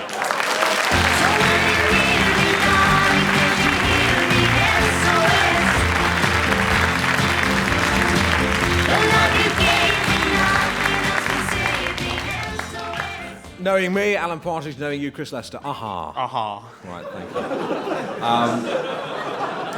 Thank you for being my hostage today. I assure you, I won't be keeping you for longer than 10 minutes. Right. Now, you were confined for 2 years. 2 years, that's right. Yeah. Now, how long is that exactly? Well, it's a long time when you don't know when it's going to end, and I mean it's a long time out of anyone's life. Yeah, I mean, let's sort of break it down. It's 100 weeks. It's 18,000 hours, 18,000 episodes of The Darling Buds of May, if you like, or another way, 36,000 episodes of Knowing Me, Knowing You. It sounds like torture. Was it? Was it torture? Well, obviously psychologically. I mean, good. we were just political pawns, you see. Pawns in a game of cruel chess. Yeah. Who were the bishops? Yeah. I don't think the metaphor stretches really. Fine, okay, all right. Now, how? A question I'm sure everyone wants to know is how did you relieve the boredom? Yeah. Well, you have to keep yourself mentally active all the time, because you can't be active physically. So you invent games, you play games. For example, shopping. Which I don't know if you know the shopping game where you say, No. I went shopping and I bought an apple, and then I went shopping and I bought an apple and a banana. Say A, B. I went shopping and I bought an apple and banana and something beginning with C, a cucumber or a carrot. So Cake or a yeah. coat. Coats, yeah, it can be anything beginning with C. See, and you have to. Or cheese. Yeah, It's not got a cuss sound, but it counts. cheese is fine. Cheese is apple, banana, Cheese. D, so D. Are we going up to Z on this? Are we? No, it's not a good idea to go to Z. Zebra. Whilst you were there, what I want to know is there must have been some funny incidents. There must have been... Something funny must have happened. Well, no, not really. I mean, you've got to imagine the situation that you're in the cell basically for 24 hours a day. I know. There's no exercise. I know it was depressing. I just don't want to dwell on that. Really don't want to. It's. I really can't. I'm not asking for that. Look, I'm just saying, will you do something amusing? You tell us an amusing story. Come on. Well, after about 6 months in prison, I found scattering across the floor a little beetle, and I called it Hope. And after about 6 months, I fell asleep, and the matchbox was open, and Hope escaped. But in a way, I wasn't sad because Hope had escaped, and I felt that prefigured, in a way, my own escape, which indeed it did, because I escaped 12 months later. And you're absolutely sure that's the funniest thing. Listen, if you can remember anything, just please, this is very important. If you can remember anything funny in the rest of the interview, just cut straight in with it. Right, fine. Do you know, and if you want, you can make something up. It doesn't really matter. It doesn't really matter. Yeah, okay. I'll tell you, in fact, if you want to get one of the researchers, get Frank Muir's Book of Anecdotes. Just dress it up, change the location. Right. It doesn't matter. I just want you to get the audience on your side, because I have to say, at the moment, you're coming across as a bit of a sourpuss. I don't want the punters to think you're a bad egg. I know you're not. I don't think you're quite understanding the situation. Like, you have to make do with what you have in those sort of situations. Like, you don't have much of a choice, for example. Well, I mean, you did have a choice. This is what you've not told the audience, that for 2 years you were chained to another human being. Phil. You had a choice between talking to a human being on one hand and a dung beetle on the other. Yeah, it's not a dung beetle, an elm beetle. Whatever it is, they're all stupid. I mean, now, I think it's about time we had a surprise. A surprise for you. Yes, he was chained to you for 2 years. You've not seen him for 6 months. He impressed us all with his good humour and positive attitude when he was released. Please applaud loudly and freely for Chris's comrade in chains, Phil Collins.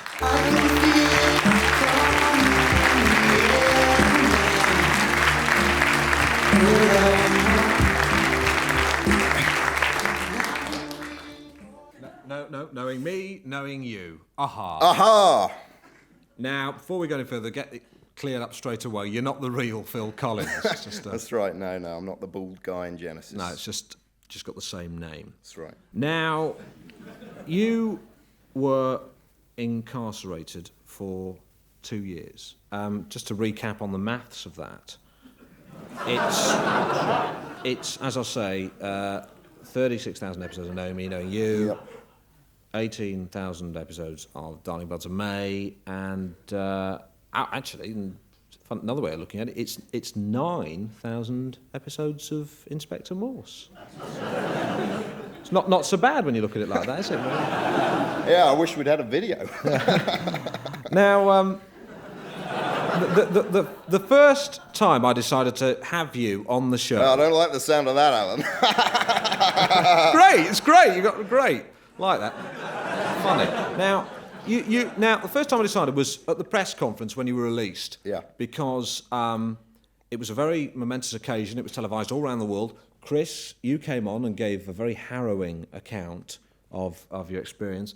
And then you came on, Phil, and you were hilarious. You really were. I have a very positive view of everything. Right. I always try to keep positive, like yourself, Alan. Absolutely. So, on the day, when it was time for me to speak, I stood at the desk and I picked up this big ball and chain, plonked it on top of the desk, and I said, "Phew, glad to see the last of that." And then I ripped off the chain from the ball because it was made of polystyrene, and everyone fell about. They were big laughs when you did that. And then, if you remember, I stood on the desk and I sort of shook all this sand out of my pockets like I just escaped from Colditz, like in the film. Yeah, that didn't go down so well, did it? Now, but the great thing about you is you've got your book out. That's right. I've read it. It's brilliant. It's dynamite. It really is. It's called Hostage. exclamation mark. That's right, Don't yeah. forget that. And then it's got my name, Phil Collins, in big gold embossed letters. Yeah, Then really in brackets nice. underneath it, not in Genesis. Not the yeah. Just so People know. It's clear. Right. Okay. Now, read an extract out. Yeah, Come I've on. got an extract here Let's prepared. hear that. Really cooking. Just so people understand what the plot is. Basically, Right. it's as I said, it's based on me and Chris in the cell, but I've kind of changed it a bit. It was morning, early, 6. Paul Carter snapped awake instinctively, alert, ready. Les Christopher lay on his side, his thumb in his mouth, sucking like a baby. Yeah. Carter rose from his bunk. His feet felt the hard, cold, stone-grey floor. Feet that had trod every trouble spot in the world. Feet that had tasted a touch of danger. Feet that had seen too much. Brilliant. A black beetle scuttled across the floor. Instinctively, Carter crushed it with his heel. It shattered with a satisfying crunch. Excuse me, Phil. Carter smiled. Was that my beetle? It's fiction. Did that happen? Did you crush my beetle? Is that what happened to my beetle? Oh. Chris, it was 6 months ago. Hang it's an on. accident. It was another I didn't accident. crush it on purpose. Hang I on. woke up one morning, your I beetle was cannot, scurrying but up. another thing you've done. Look. I mean, if you weren't I'm so not- busy walking Listen, around, look, just 'cause your please, book's look. not selling, Chris. Hang on. Hey, look, listen. Stop, everyone. Are you staring at me? No. Right, the thing is, I want to point out that Hope was crushed, but it was Hope the cockroach, not Hope the ideal. Hope the. What are they laughing at? No. Alan, are you all right? Yeah, I'm fine. Well, you didn't crush a beetle. You didn't crush John Lennon. He's a beetle. Didn't crush him. That would have been bad. He's already dead. Paul McCartney's still alive. He's doing sure with you're Linda McCartney. She's doing the Sure, vegetarian you're all right. dishes, microwave dishes, vitamin deficiency. And I'm really hungry. Actually, I'm really hungry. Have you got any cornflakes? No. Sugar. I just like frozen food. I like going home and get the frozen food and cook it up, and it's really nice. And just put it in a bowl and then eat it. Right, now put the video on. I've got a TV. It's the biggest TV you can get. Alan, it's like have you 6 taken feet something? across TV, and it's like a big eye in the room. It sort of stares at me, and it scares me, and I don't like it. Alan. I don't like it. And I'm Alan. not going home tonight. Alan. What? I think you've taken some drugs. I've taken drugs. Yes. I have taken on that bombshell. I, Alan Partridge, have taken drugs. Chris Lester, Phil Collins, the famous one, Shirley Big Tits, the Frog, the writers and researchers, Steve Coogan, Patrick Marber, Rebecca Front, David Schneider, Hugh McKeegan, produced by Amanda Iannucci. Say next week. Right. Yeah. Right. Come here.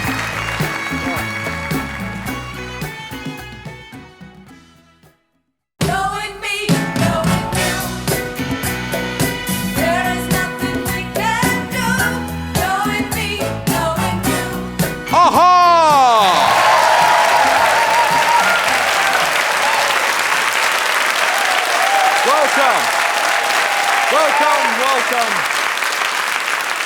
Welcome to Knowing Me, Knowing You, my chat show with me, Alan Partridge, knowing you, the you, my guests, and the you, the audience. Before the chat show, I've got a bit of a plug I want to do with a new book I've just published. It's by Pear Tree Publications, the publishing wing of my company, and it's a collection of amusing sporting anecdotes. It's called A Funny Thing Happened on the Way to the Stadium to Alan Partridge, by Alan Partridge. It's a stocking filler, you know. I mean, it's not going to win the Booker Prize. You know, it'd be nice to be nominated. But before I introduce my first guest, here's an extract from the book, and it's about when I bumped my car into a well-known celebrity's car. George Best's.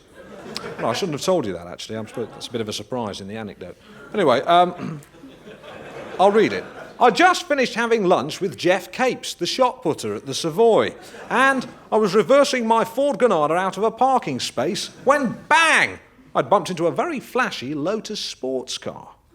Who's driving that, I wondered. You'll never guess. It was none other than George Best. Sorry about that, George, I said. Oh, well, he said, I suppose we'll have to swap insurance details. And I said, yes. God. George Best. Marvellous. OK. My first guest tonight is not George Best. He's a bit of a handful. I'm honoured to say my first guest is a member of the royal family. Yes, all day here at Pear Tree Productions. We've been rolling out the red carpets and the walls have been licked with a new coat of paint. She's regal, she's royal. Please give a loyal round of applause to a very nice person, the Duchess of Stranraer.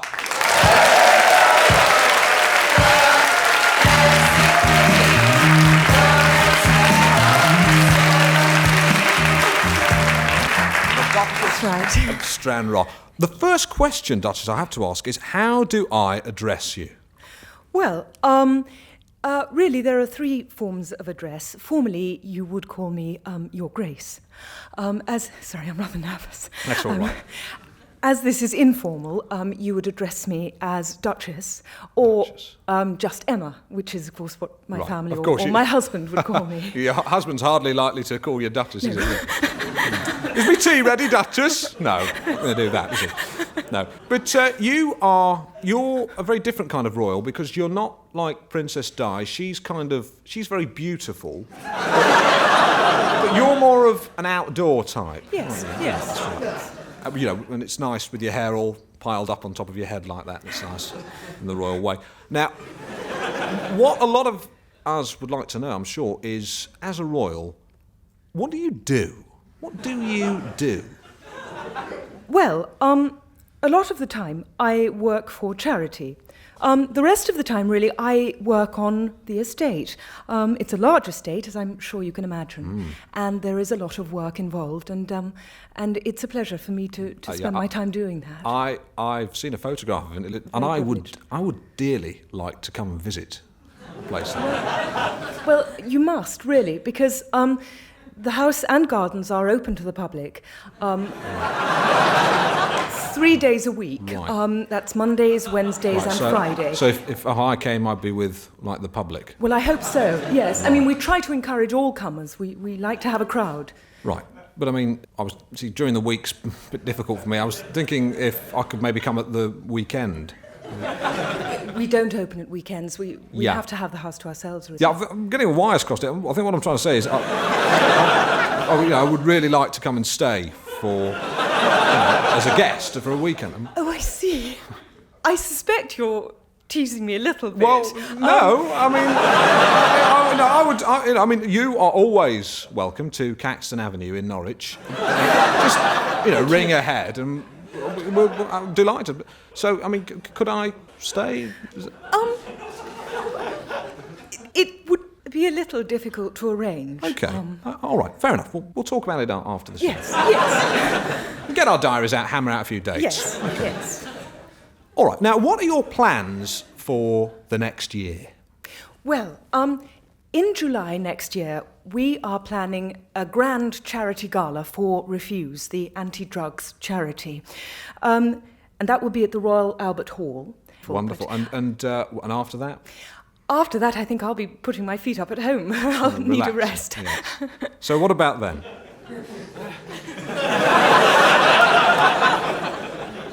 Sorry, what about then? Well, can I come and stay then?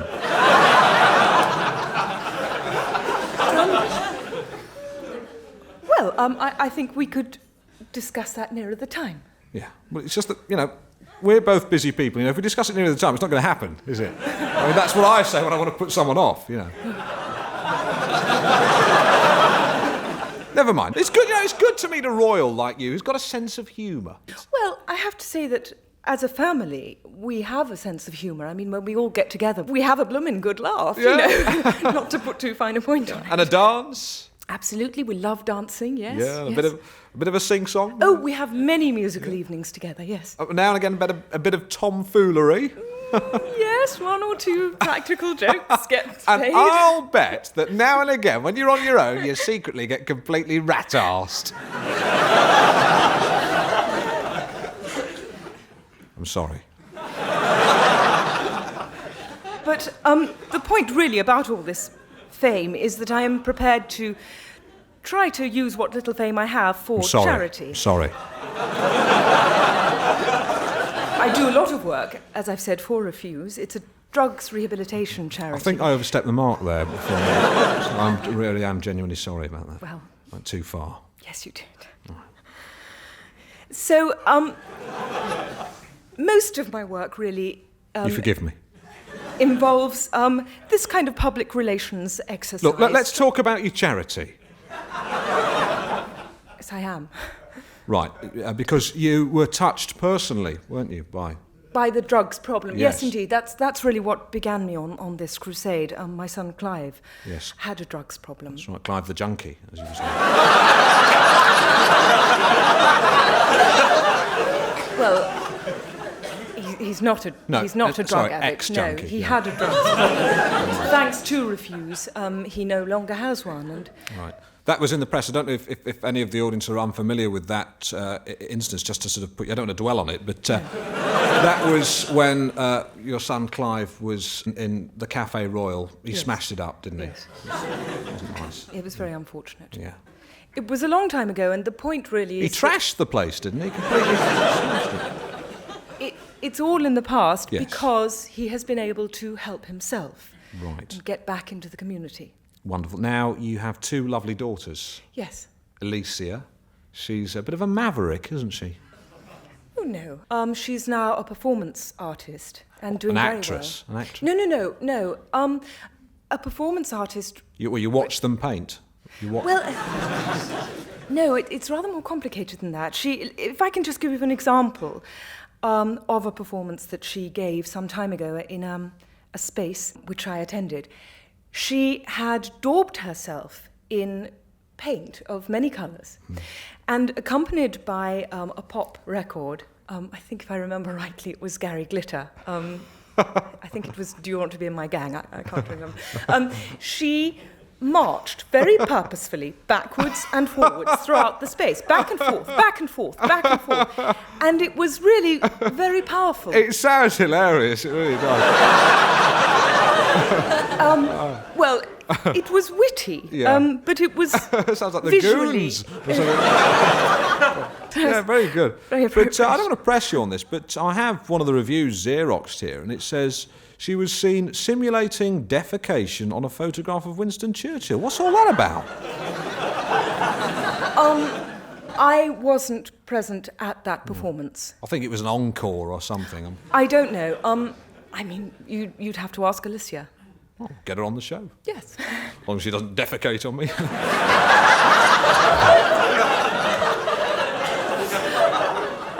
I'm sure she'd only simulate it. Now, I'm at the top of my profession. You know, there could be a little argument about that, but you, in a sense, are not at the top of yours. You're 27th in line to the throne, so that's quite a way to go. Oh, well, there isn't really a career structure, you know. I mean, Right. I have a position which I have always held. Do you want to be queen? No, I don't. Deep down? No, not at all. Could happen. No, it couldn't happen. Could happen. Let me paint a hypothesis for you. It's Christmas. Balmoral. The whole royal family are there. Edward pulls a cracker, there's a bomb in it, they're all wiped out. Now, really? They're wiped out, just bear with this, right? The outer royals, the Armstrong Joneses and that photographer bloke, they are all going to the funeral in a big minibus. A sniper takes out the driver. No, It really, goes over I a must... cliff. No, I'm sorry. Stay with it, just bear with me. Now, Your husband is shooting grouse. A messenger brings him the news of this tragic second event. In his excitement, he realises he's going to be king. Suddenly he loses his footing and, with his shotgun, and this may be stressful, he blows his own head clean off. No, this is going too far. Now, the Prime Minister knocks on your door and says, Emma, will you be Queen? What do you say? No, it's a preposterous question. It could. I would. You know, if I was asked by the Prime Minister, would you be king? I'd say I would sacrifice my career on Radio 4, and I would say yes, I will be King Alan. The first. Now, would you? Are you prepared? Would you do your duty to your country? This is pure fiction. Would you do? Do you think she should be queen? Do you think she should be queen? Yes. Would you be queen? No, those circumstances would not arise. In your people's hour of need. I mean, would you be queen? Of course, in those circumstances, yes. Yes, you do want to be queen. Yes. Of course you do. You're only human. Good luck. Good luck. And if you make it to the top job, come back on the show. Tell us about it. Fingers crossed. Ladies and gentlemen, the Duchess of Stranraer.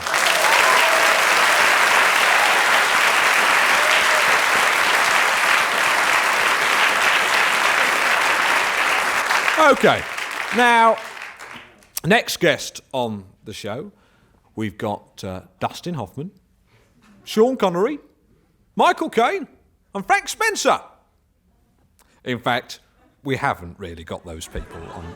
But in a sense we have, because my next guest is a very talented young impressionist. And he can do all their voices. So it seemed like they were on.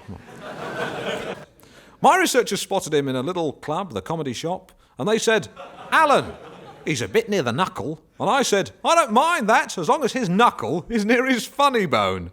And I'm sure it will be. I'm prepared to take a chance on him, and I hope you are too, as I welcome funny voice man impressionist Steve Thompson.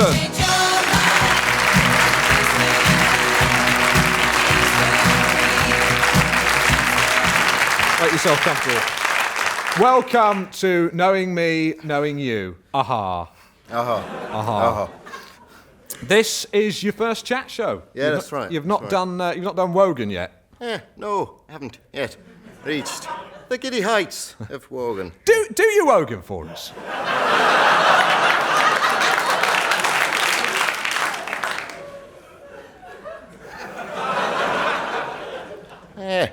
Terry Wogan. Very good, very good. Well, we'll work some impressions subtly into the show, but first let's talk about this new alternative comedy thing. What is that? Well, it's not really a new thing, you know. It's actually been around for about 10 years now. You know, a lot of people think, oh, it's new, but it's not. Ben Elton. Ladies and gentlemen, yes, indeed, a little bit of politics. I don't mean do him. I mean he's an alternative comedian. Well, yeah, I mean, people say, yeah, Ben Elton, he's alternative, but I mean, you know, this distinction I want to make is between good and bad comedy, you know, it's not about alternative. Right, but you hate all the old comedians, don't you? No, that's another myth about, you know, us sort of newer generation people. No, Right. I've got the deepest respect for, you know, people like Tony Hancock, Morecambe and Wise, Frankie Howard, the Goons, brilliant. Monty Python, brilliant. Bernard Manning, Jim Davidson, Les Dennis. Not so much them people, more the other people, not them so much. Right, you hate them. No, you're playing devil's advocate here, Alan. I just want you to admit that you hate Les Dennis. Yeah, but I mean, what the distinction I want to make is between sort of, you know, that they're sort of joke-based comedy, and the stuff I do is more kind of truthful, observational stuff. Right, you know? you tell observations, don't you? I make observations. Right. Do an observation. Well, this is a bad example, but have you noticed how when you get in a cab and you're talking to the taxi driver, he always turns around to talk to you? So maybe he should have a steering wheel on his shoulder. Is that which bit of that's the observation? The first bit. Right. You're right. That's a bad example. Let's. In my comedy, I'm trying to trying to deal with generic human truths, you know. I want to be funny, but with dignity. Do you, Frank Spencer? Betty, the cat's done a whoopsie. Very good. Do Dustin Hoffman. Oh, Michael Dorsey and Dorothy Michael. Great, lovely. Good driver. What would Sean Connery say if he came in the door now? I think he'd say, my name is Bond, James Bond. Your name is Partridge, Alan Partridge. Of course he would. Probably so. Roy Hattersley. Can't do him. All right, OK. Look, Frank Spencer's come back in the door. I really don't actually do Frank Spencer. I did it then because I needed to, but I don't actually. You're one of the spitting images, aren't you?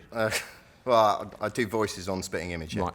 I've been tipped off by my Spitting Images insider that deep down somewhere they're planning to do a new puppet. Yeah, they're doing Alan Henson. Yes. Because he does Match of the Day. And I've heard they're doing a puppet of one Alan Partridge.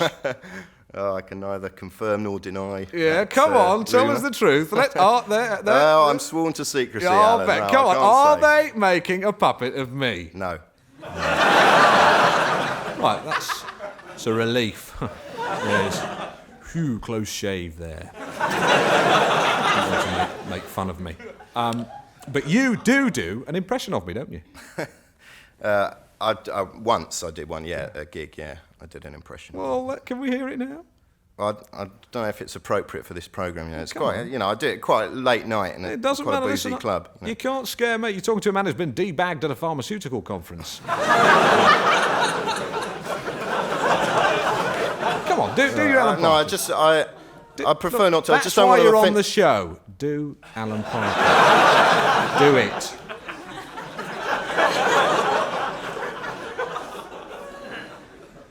Good evening, I'm Alan Partridge. Welcome to Knowing Me, Knowing You with Alan Partridge. Alan Partridge. I'll just say my name again. I'm Alan Partridge. It's not that I like the sound of my own voice, it's just I enjoy hearing myself speak. I'm Alan Partridge. This is Sports Desk. I'm Alan Partridge. People say I make mistakes, but the only mistake I've ever made was being born. What? I'm Alan Partridge. I'm the non-thinking man's Elton Wellesby. I'm Alan Partridge. All right. I'm a media whore with no punters. That's it. Let me on the telly. Let me on the telly. I'm say Alan that. Partridge. I'm the man. I'm Alan Partridge. I tell you, I'm Alan Partridge. I'm the man who makes Jimmy Hill look like Umberto Eco. I'm Alan Partridge. Alan Partridge. Alan Partridge.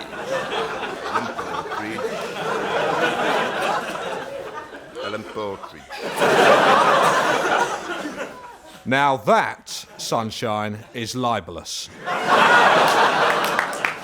Now that, sunshine, is libelous. That's what I said. That's what I said. What are you doing? What are you doing? Will you just stop repeating? Stop. What are you trying to do? Stop it. Stop it. This is stupid. This is stupid. You're making yourself look stupid. You're making yourself look stupid. Stop that now. Stop that now. It. Stop it. Don't say any more. Don't say any more. Stop it. Stop it. You look ridiculous. You look ridiculous. That's it. That's it. That's it.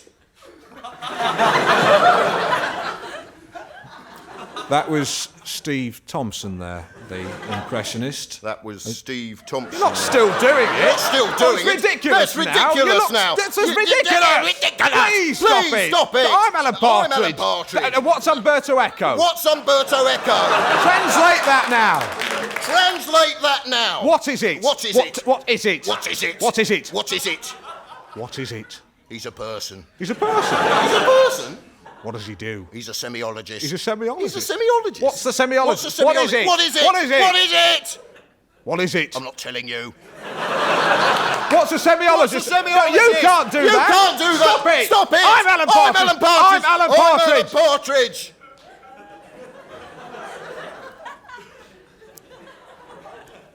If you speak again, I will physically hit you. That was Steve Thompson there, the impressionist. A quick question before you go, Steve. What's the name of the researcher that booked you? I don't know. Is it Lisa? No. Must have been Jason then. That's all I need to know. Okay, Steve Thompson there. Thanks very much, Steve. There's no time to clap. There's no time to clap. There's no. There's no time. There's no time. Now, my next guest is a government minister. She made her name in the early 80s as the uncompromising leader of Norwich City Council. And as an MP, she quickly shot up the greasy pole as Junior Minister for Housing. In the past week, she's been subject to some unforgivable press rumour and innuendo regarding her holiday abroad with two 17-year-old boy twins. And she's come onto my show tonight to clear her name and to tell us how she's making this country great again. Please welcome the Junior Minister for Housing, the delightful Mrs. Sandra Peakes.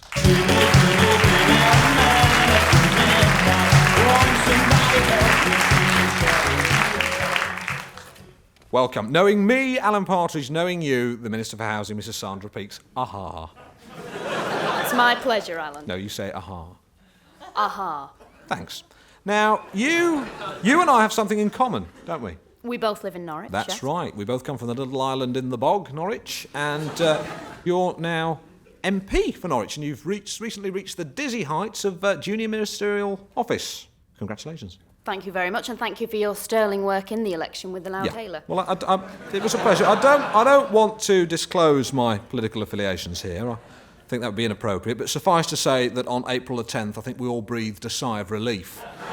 We certainly did. And, of course, if I may say so, a very successful leader of Norwich Council. That's in right, your doing time. what had to be done, getting rates down, getting poll tax down, and not handing out money, but handing out hope, which is a lot more precious. And getting rid of those gypsies as well. But we're here to talk about the rumours, the sordid speculation that's blighted your life over the past couple of days. It's been rammed down everybody's throat. Yes. Now, for listeners at home, those who've had the good fortune not to have seen the photographs in the tabloids, they depict the minister quite simply on holiday on a lounger with two young lads, just popping a bit of baby lotion onto your tummy and legs. Now, these 17-year-old twin brothers.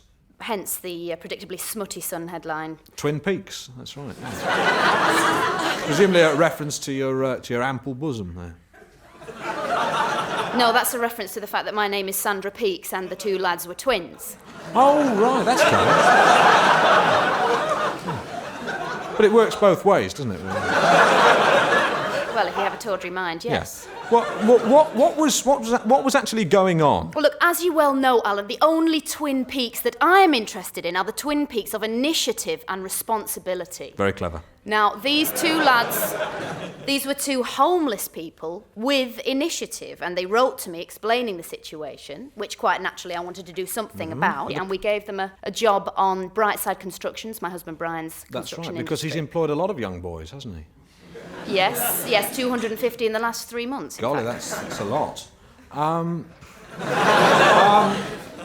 But why did you take the boys on holiday? Well, this is the point I'm trying to make. It's very easy to lose touch with the public. And Brian and I thought it'd be a great idea to take Craig and Matt away, get them out of their depressing environment, get to know them at a grassroots level. Now, if a minister for housing can't get to know the very people she's trying to house, then what sort of democracy is it? Absolute. Hear, hear, as they say in the House of Lords. Now as far as I'm concerned, that issue is closed. We've got rid of the muck. We've hosed you down.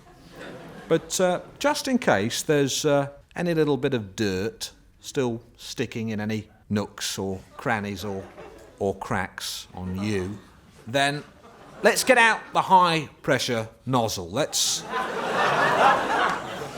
do that by bringing onto this programme, with your consent, Absolutely, yes. the two young lads at the centre of this episode. They're here tonight. Please welcome the two 17-year-old twin lads. They've been great in hospitality, making us all laugh. Please welcome Craig and Matt Bradley.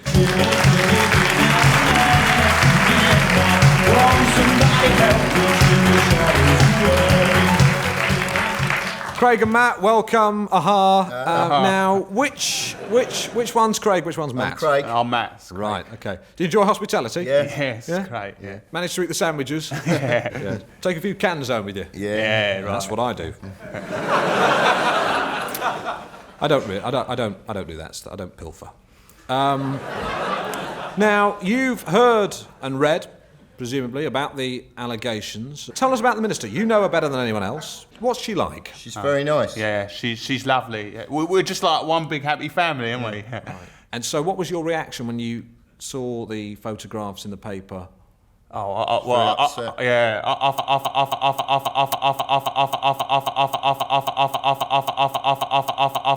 thought it was. Never took my top off. No, what Matt means is that we were topless. Me and Matt were topless. Yeah. So Mrs. Peakes was never topless. Right. Yeah, we're just one big happy family. Yeah. But you had a great time. Yeah, brilliant. Yeah. Brilliant. Yeah, I wish I was 17 again. Why? just so that I could. We were one big happy family. Yeah, you said that. OK, I've heard what you said, and I have to say that I, Alan Partridge, think that someone here smells deeply of fish. And it's not Alan Partridge. Know what you're trying to say, Alan? It's all a bit too squeaky clean.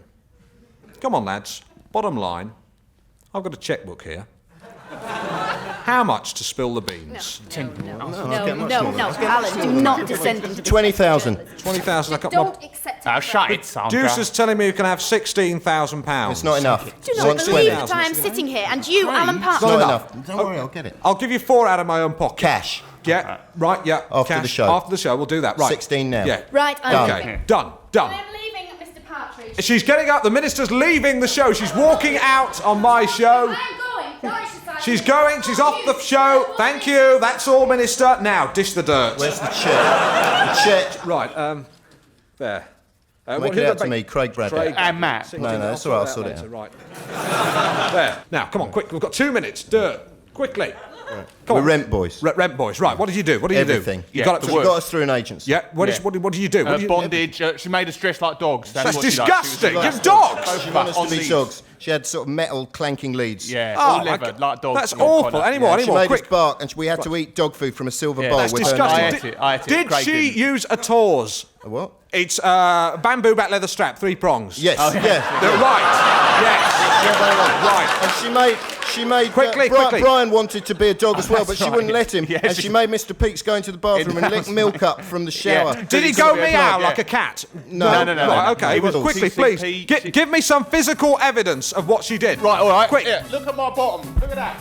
Look at his bottom, ladies and gentlemen. Look at that. But It's look at radio, his. Alan, they can't see. I'll describe it. It's got 2 cheeks. It's just like an ordinary one. But Purple and it's black got deep welt marks. My brother can't sit Inflicted down. He can't by sit down. a Tawse. Inflicted by a minister of the crown. And on that bombshell, we say, knowing me, Alan Partridge, knowing you, the impressionist, the you, the Duchess of Stranraer, the you, the rent boys, and the you, the minister of the crown. That's all from me, Alan Partridge. Thanks to my team of writers and researchers, Steve Coogan, Patrick Marber, David Schneider, Rebecca Frantz, Doom McKeegan. Thanks also to my producer, Armando Iannucci. We'll be back at the same time next week. And we've just heard that Sandra Peakes, the Minister for Housing, has just resigned. Yes! A broken woman. We broke her. Good night. Thank you.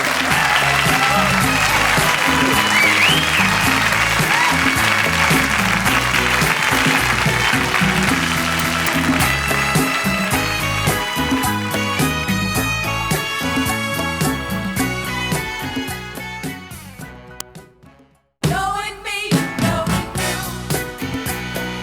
there is nothing we can do. Knowing me, knowing you. Aha!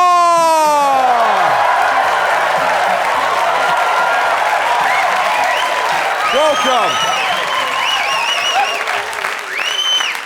Aha! Or should I say yeehaw? Because I, Alan Partridge, am broadcasting live from Las Vegas, US of A, stateside. I promise you tonight we have a real half-pound cheeseburger of a show for you. And it's a cheeseburger that contains lots of meaty chat, a salad of wit, and a flap of amusing cheese. All held together by my sauce of tomato ketchup, or for you here in the States, tomato catsup. That's what you say. Now, for those of you listening beneath the Star-Spangled Banner who haven't heard of me, I'm a sort of an English Johnny Carson. And for those of you listening beneath the Union Jack, I'm Alan Partridge. Now, tonight, for various reasons, my producer and American co-producers here in Vegas thought it would be a good idea if I had an American co-host. And that's great. It's a good idea. I agree with it. So, to that end, please welcome my co-host, or should I say hostess? Perhaps I shouldn't say hostess, because that in England is a whore. And she's not a whore. She's not a whore. Nevertheless, she's the sort of woman that you wouldn't mind paying cash to be with, because she's so beautiful and lovely. Please welcome supermodel Kendall Ball.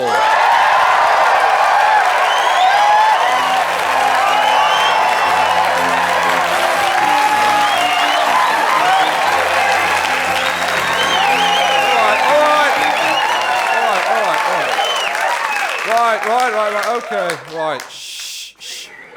Knowing me, Alan Partridge, knowing you, Kendall Ball. Hi, everybody. How you doing? Yeah. It's great to be in Vegas, okay? Right, fantastic, Kendall. It's swell, or in English, great to have you on.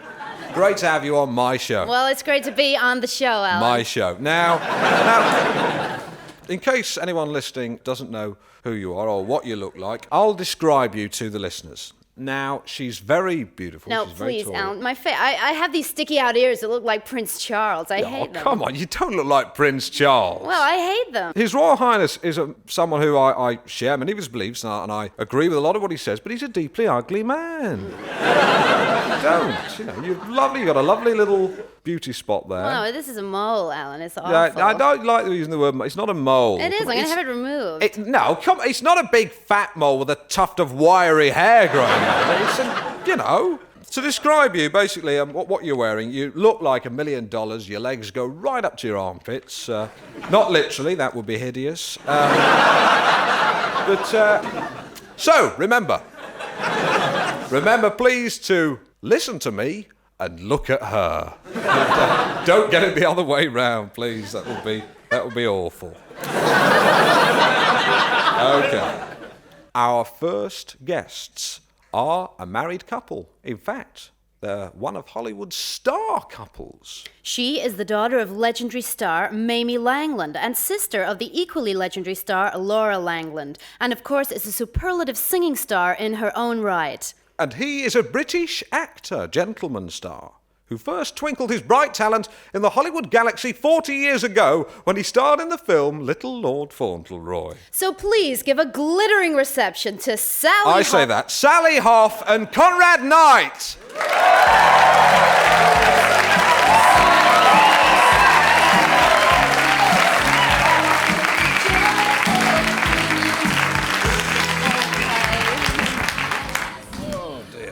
Knowing me, Alan Partridge. Knowing me, Kendall Ball. Knowing us, Alan Partridge and Kendall Ball. Knowing you, Sally Hoff, and husband Conrad Knight. Now, if I can start with you, Sally. Hi. Lovely Sally. Hello, Alan. Hello, Kendall. Oh, it's lovely to meet you, Sally. you I've admired so your work much. for many years. Oh, Kendall, that is such a lovely thing Right, to lovely. say. It's beautiful. It's lovely to see you. yeah. Isn't Sally terrific? Yes, she's lovely, yeah. Sally, you are daughter of the legendary Mamie Langland, That's right. sister of the legendary Lara Langland. Now, she is so busy, isn't she? She's wonderfully busy. She's I'm very proud of Laura. Hectic schedule. She's certainly, I know for a fact she's working tonight. As is Carly Simon, Liza Minnelli, Barbara Streisand, all working tonight. But you are available. That's the important thing. You're here. Yeah. Well, now, what was it like growing up in a famous family? It must have been marvellous. Alan, it was magical. I had a fairy tale childhood. With your mother, Mamie Langland. I love those films she I'm made. so happy. Good. Sally, tell us about your mother's alcoholism. Oh, come on. I don't want to sully the memory of... Her mother was a fine, wonderful musical actress. I don't want to think about her mother as some drunken woman wandering around Sunset Boulevard in her bare feet with a mascara running down her face, directing traffic, holding a bottle of gin in her hand. I want to think of her sitting on a haystack and singing Hopscotch Girl in her pink dress. Well, yes, it was a very private problem. I've written a book about it, that's all there is to say. Conrad, you published your autobiography, Agent in LA. Agent in LA. Published in 1979, which had very bad reviews. There was a particularly bad one in Spy magazine. It simply changed one of the words at the title of your book. They changed the first two letters of the word gent. Yes. And left the last two. Yes. So it was a something in LA. Yes. Right. And I immediately sued Spy magazine. Sadly, he lost the case. In fact, you set a legal precedent because you're one of the few people who can now be referred to in print as that thing. Yes. Without fear of litigation. That's absolutely right, Alan. But no other medium, just print. Just print. So I couldn't call you that. No, but you could fax me. Right. Or indeed, scribble it down on a piece of paper and hold it up to your face. That would be perfectly legal, yes. And people do that. Conrad, can I ask you about the McCarthy era? It was a very sticky patch in your career. I wonder if you could illuminate it for us. I wouldn't say it was a sticky patch. It was a time when one had to stick to one's principles, and I did. It was because at the time you were under a lot of pressure, as were many people. You were called before the House Committee of Un-American Activities. Yes, I was. Before Senator Joseph McCarthy. Very intimidating man. You certainly was. And I remember hearing the tape. He asked you, he said, will you name any people who you knew to be members of the Communist Party? And you said... Humphrey Bogart, Charles Chaplin, Arthur Miller, Elia Kazan, Fantastic. John Fantastic. Huston, Well John done. Ford, Well Fincham... done. Charlie Chaplin especially, I heard about him being a communist, and whenever I watch those films like Gold Rush, and see him walking along, that walk seems sinister somehow. The walk seems to be saying, Yes. be a communist. You did the series of dinosaur films, didn't you? Yes. Now, they were rubbish, weren't they? Well, Alan, one of them won an Oscar. Yeah, best use of an animated dinosaur. Well, I've done better work, of course. But have you? Well, I have my business interests. Do you want to tell us about those? What are your business interests? Conrad Knight socks. What's that? They're very distinctive socks. They Conrad have, Knight socks. They have a special kind of crest. It's Conrad's historical family crest, which I designed myself. Conrad Knight socks. Hang on a second, you're advertising.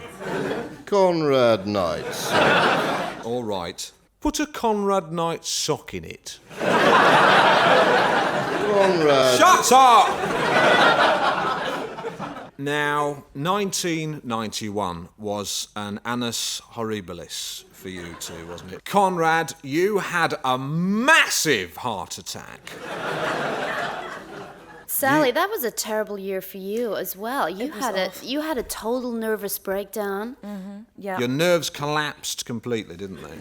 How did you cope? Kendall, it was very tough. The important thing is that what we experienced then was a tremendous outpouring of love and emotion. Yes. From friends and fans. Beautiful. I Please have a do. letter here. May I read this letter? Please do read the letter. This Is it a letter. long? It's very, very brief and Good. very beautiful. It's a Right. letter that was from a little old lady in Updike, Massachusetts, specifically about Conrad's illness, and it simply says this. It says, Dear Conrad and Sally, I have heard that Conrad is very ill. I do not know either of you, but I know your work, and I value you.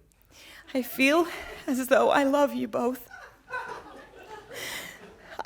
I'm sorry. I have very little left to live for, and if you die, I will have nothing. Please, Conrad, don't die. And it's just, I'm sorry. It's a very beautiful letter, and it was the kind of thing that... And I wrote us back to her.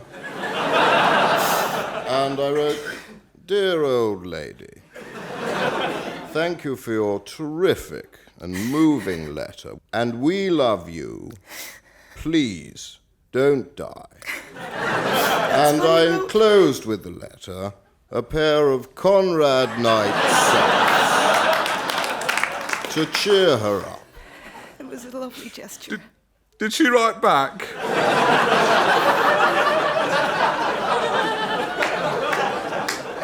No, she died.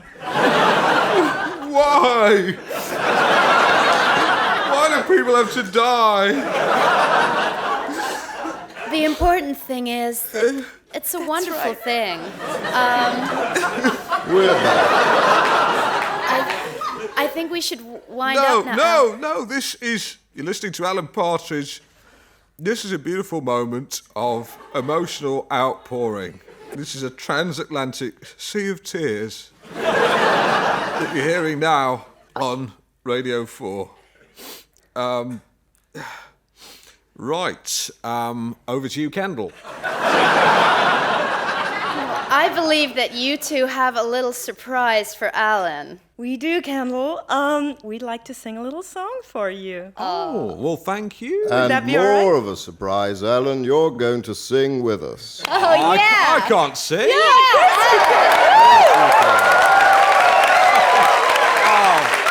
Now, All right, okay.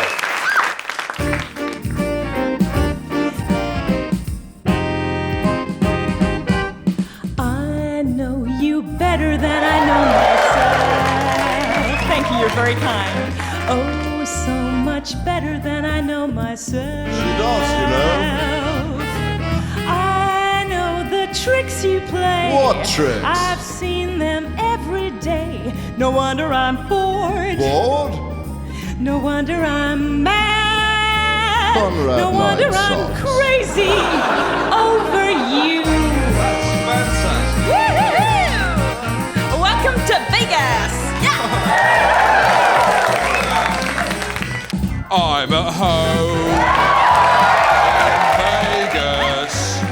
'Cause mates, you're putting me off. That's The all town where I right. belong. What a guy! You can bet, oh yeah, you bet on Vegas. The only town to move me to song. It's terrific. I have seen the best. The best. North, south, east and west. The west. From Shanghai to Timbuktu. That's quite far away. You're at home In Vegas! Yes, and I'm at home in Vegas too. Thanks for being on Knowing Me and Knowing You.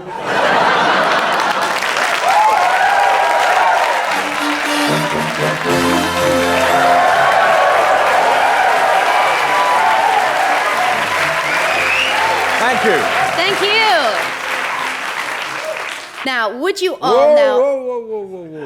Whoa. I start. Knock, knock. Alan. Alan who? Alan Partridge. Now, you've probably guessed, I'm not a comedian. But our second guest most definitely is. Now, he learned his comedy skills in the Catskills. He's got belly laughs in the Borscht Belt, and every time he comes to Las Vegas, he's a surefire comedy winner. He's Twice this week, I've shouted, book him! Once when I was commentating on a football or soccer match, as you say, and Stuart Pearce committed a particularly nasty foul, and I shouted, book him! The second time was when I was having a meal last night in the Hotel Carvery, and I saw a very talented New York Jewish comedian, and I shouted, book him! His name is Bernie Rosen, so please welcome Bernie Rosen!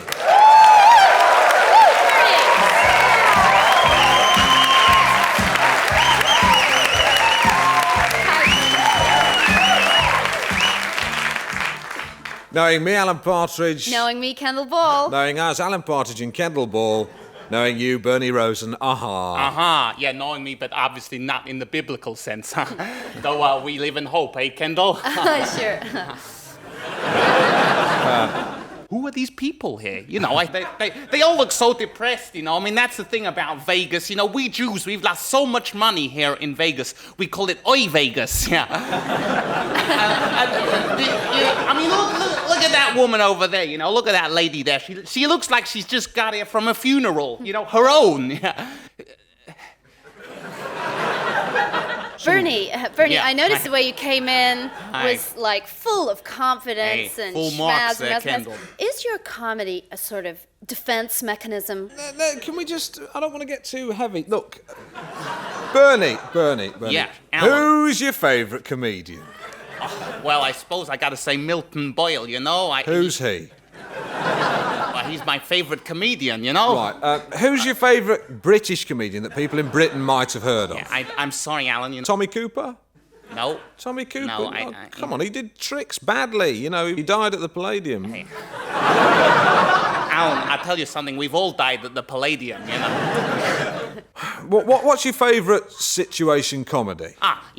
My Marriage is my favourite sitcom, you know. We're on to our 22nd series. The ratings are terrible, you know. And the good news is they're writing my wife out of the next series.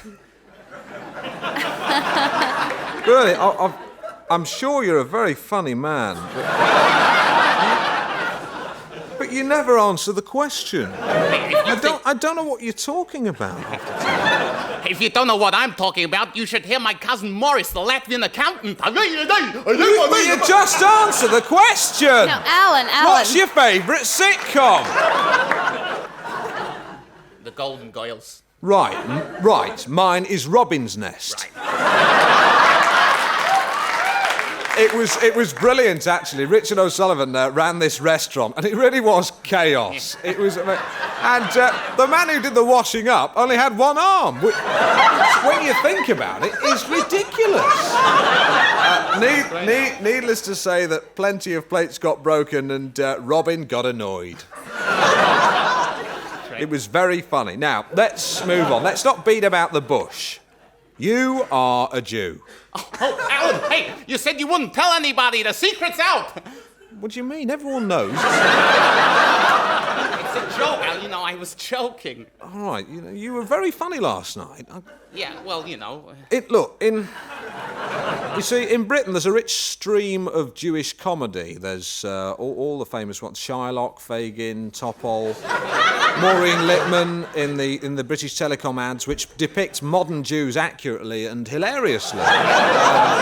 But of course, there are different kinds of Jews, aren't there? Oh, sure, Alan. You know, we got conservative Jews, we got Reform Jews, liberal Jews, orange Jews, apple Jews. Apple Jews. What are they? No, Alan, it's a joke, Alan. It was Jews, you know, it sounds Did you do that joke in your act? No, I wrote it for tonight, yeah. Well, you shouldn't have bothered. Yeah. Bernie, could I ask you a question? Keep it light. How do you deal with anti-Semitism in your profession? Oh. Should I answer that? I don't want to get into this whole dangerous area of anti-Semitism. Look, please, Bernie, for God's sake, please, tell us a joke about Jews. Okay, Alan, I'll tell you a Jewish joke. I said to my wife, Ida, how come you never tell me when you orgasm? And she said to me, Boynie, it's 'cause you're never there. You know, when I orgasm, you're never there. You know, Hang on. Oh, yes! Yes! Yeah. Oh, yeah! Okay, we have contact. Okay. I've got a great joke about Jews. Oh, yeah. Did you hear about the Jewish hotel keeper? He kept a fork in the sugar bowl, for goodness sake.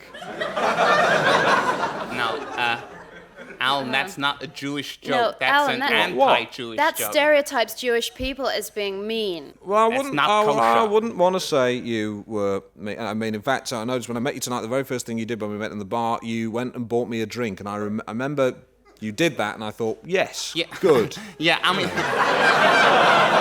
that's very nice of you, Alan, but the important thing is not to generalize. You know, Yeah. I've just met you. You're the only person I know from where are you from? Norwich? Norwich. Yeah, and just knowing you, I'm not going to think that everyone in Norwich is Stupid. People aren't stupid in Norwich. I wasn't saying they were stupid. Now, let me nail this ghost to the coffin once and for all. Norwich people are not stupid. Let me tell you something. Let me tell this American audience something. In Britain, we have centres of excellence. Oxford, Cambridge and Norwich. And people in Norwich are different. Living in Norwich is not just a way of life. Norwich is an attitude. And I will not have that kind of prejudice thrown upon me from someone like that's a disgrace. Thank you very much for your interview. You were so funny last night. Do I go now? Yeah, give him a round of applause. Bernie Rosen, ladies and gentlemen! Bernie!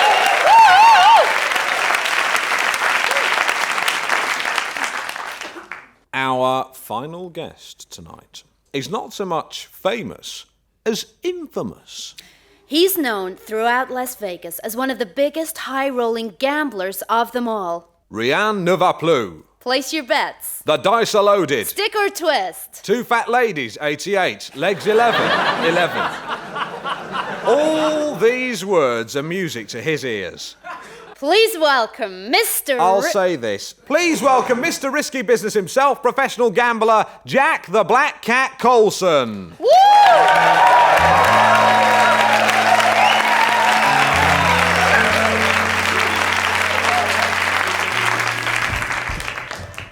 Knowing me, Alan Partridge. Knowing me, Kendall Ball. Knowing us, Alan Partridge and Kendall Ball. Knowing you, Jack the Black Cat Colson. Aha.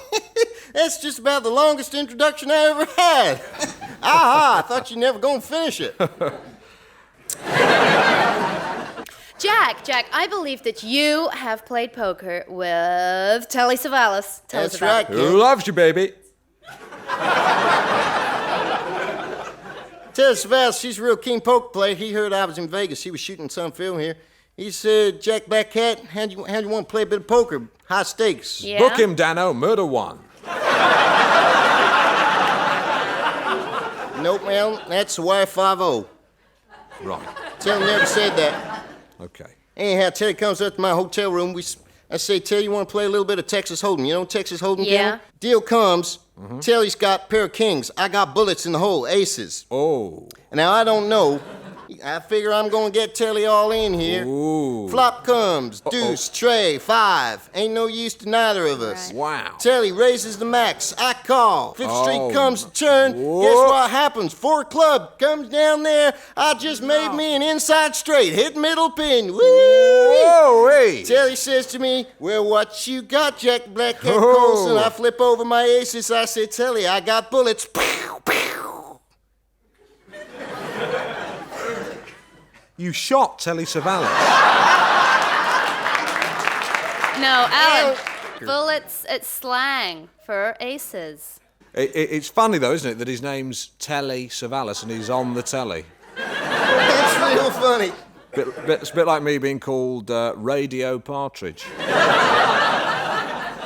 Which, of course, is not that funny when you think about it, because there was Radio Caroline, isn't there?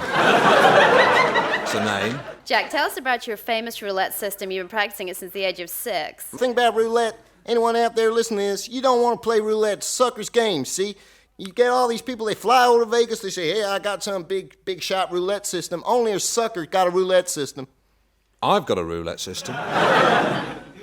You want to tell us about it? I've got a foolproof system. Uh-huh. I developed it when I was coming over on the playing club class. And I've tried it out several times now in my imagination, and it works every time. I can believe that. This is how it works, right? It's like the toss of a coin. Look, if I toss a coin and it's heads, the next time I toss it, it's bound to be tails. Nope, it's 50-50 every single time. Our coin ain't got a brain, ain't got consciousness. No matter what's going on around the coin just does what the hell it wants to do. A bit like yourself, Alan. Well, I bet you any money that if I put my system into practice, it would work. I'll bet you. Well, I may just have to take you up on that little bet, Alan. Well, you could just take me up on Well, that. I may just do well, that, you could Alan. do it if you want. Well, I may just do that. Watch yourself, Alan. Do it! Hang on. If He you knows what he's doing. You want to make a bet? $1,000 bucks. I think that your Texan belly's going a little bit yellow. You do. Well, Yes. let's do it, Alan. $1,000 bucks. Toss a coin. $1,000. Let's do it, Alan. Yeah, $1,000. Call. Sales. What's that? Sales, yes!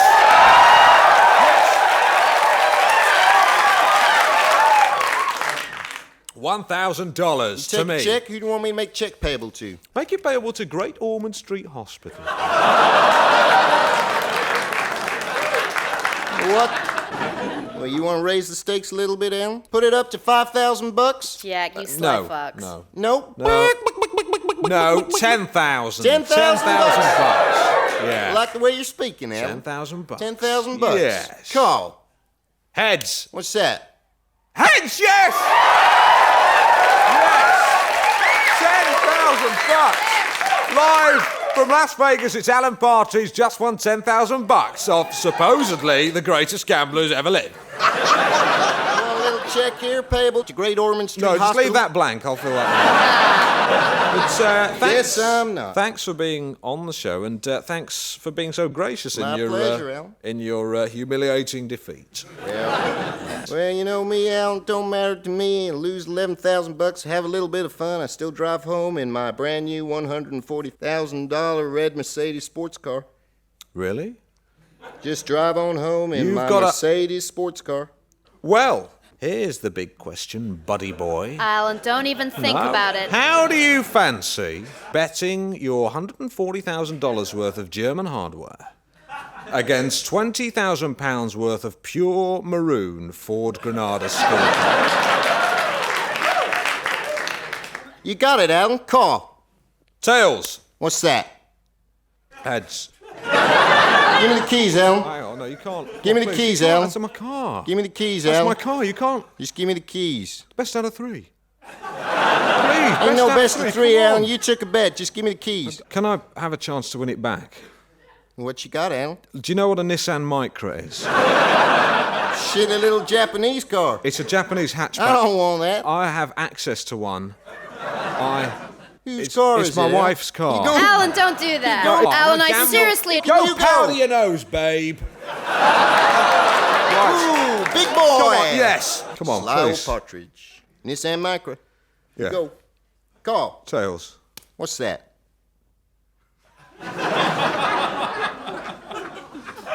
On that bombshell, on that double vehicular loss for Alan Partridge in Vegas, it's time to say. I can't say it. You do it, Kendall. Well, you have been knowing us, Kendall Ball and Alan Partridge. Knowing you, Jack the Black Cat Colson, Bernie Rosen, Conrad Knight, and Sally Hawk. Thanks to our team of researchers, David Schneider, Rebecca Front, Dune McKeon, Patrick Marber, and Steve Coogan. The producer was Armando Iannucci.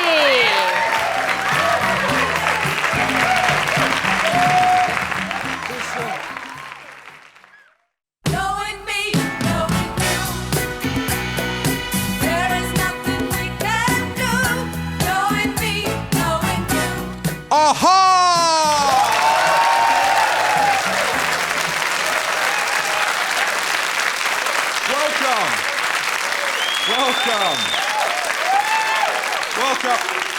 Welcome once again to Knowing Me, Knowing You with Alan Partridge.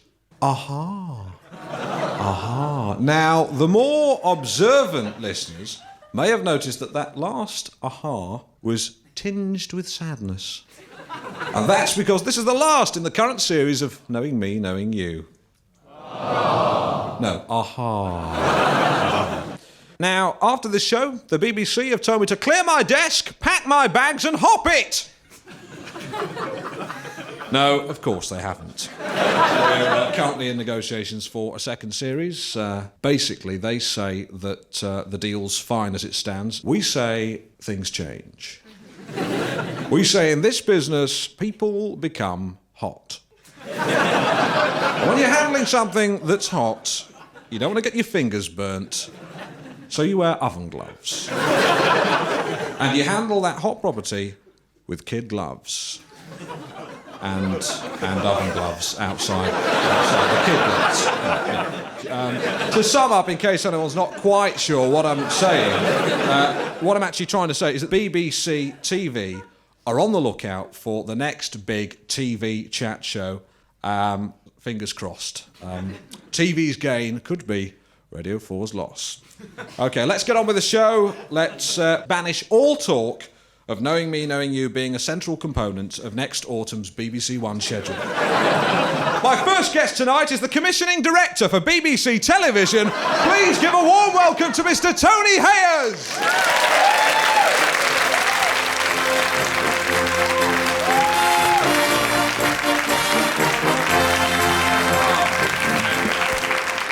Knowing me, Alan Partridge. Knowing you, Tony Hayers. Aha. Tony Hayers, commissioning director of BBC Television.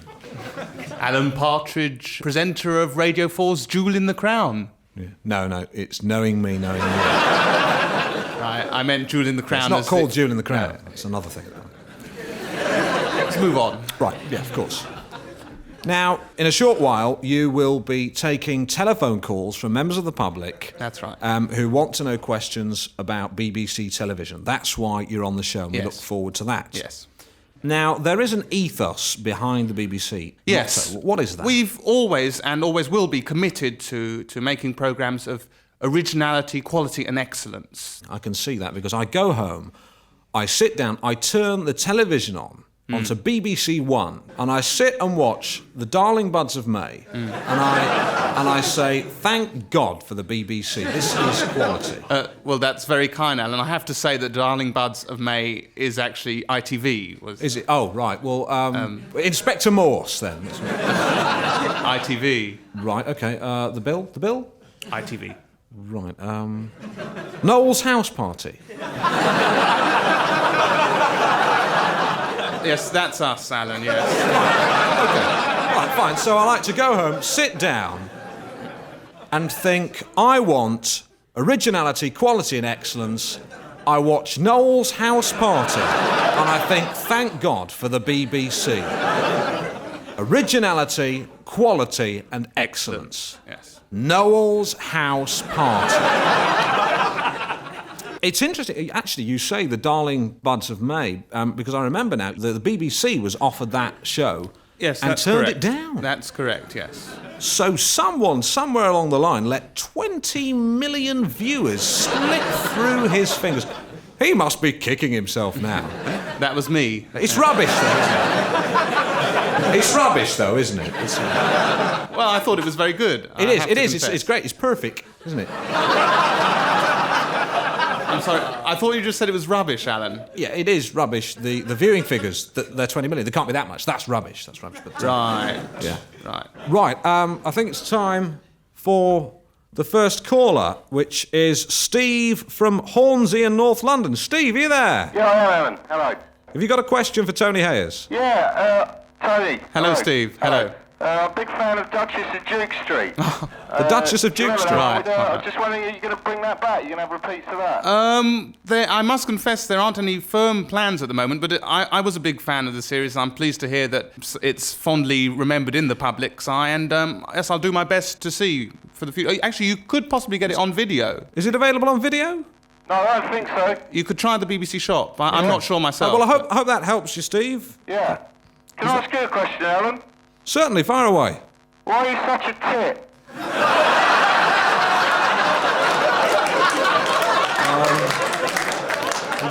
I'm sorry, we can't...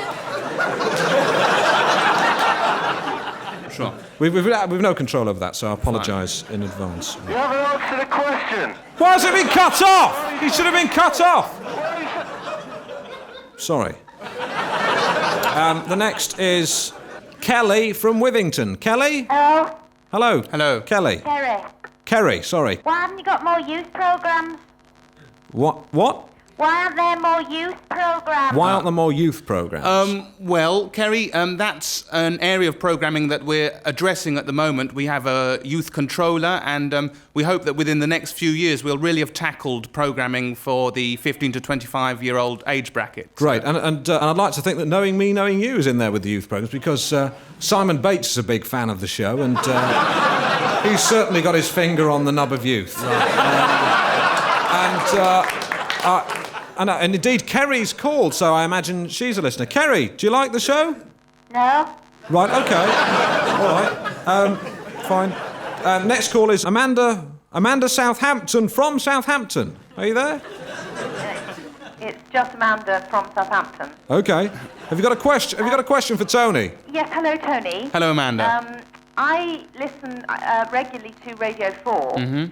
And I heard all of Knowing Me, Knowing You as a consequence. Mm. And I just want to say that it's the most insidiously offensive programme that I've ever heard. Right. I don't know how much of it you've heard, but Alan Partridge, if I can just say, has on air, to my knowledge, hit a child. He's gambled away his wife's car. He has taken cocaine, bribed rent boys. He was openly homophobic to a gay lawyer. I'm sorry, I can't remember his name. Nick Ford. Nick Ford, thank you. And he is unfailingly patronising to all his women guests. Oh, look, have you got a question, dearie? Well, it's really more of a plea, Mr. Hares. Yes. Just please don't let Alan Partridge on the television. Well, Amanda, I'm not responsible for radio, so... Tony, can I deal with this, please? Listen, love. In the cut and thrust of a chat show, people are going to get hit. You can't stand the heat. Get out of the kitchen. Sorry about that. I imagine that's a hoax caller, probably wife of the tit man. We've got time for one more call, which is from John in Norwich. Hello, John. Hello, Alan. I listen to Knowing Me, Knowing You a lot. I'm a big Yes, fan, John. and I think it should definitely go to television. Right.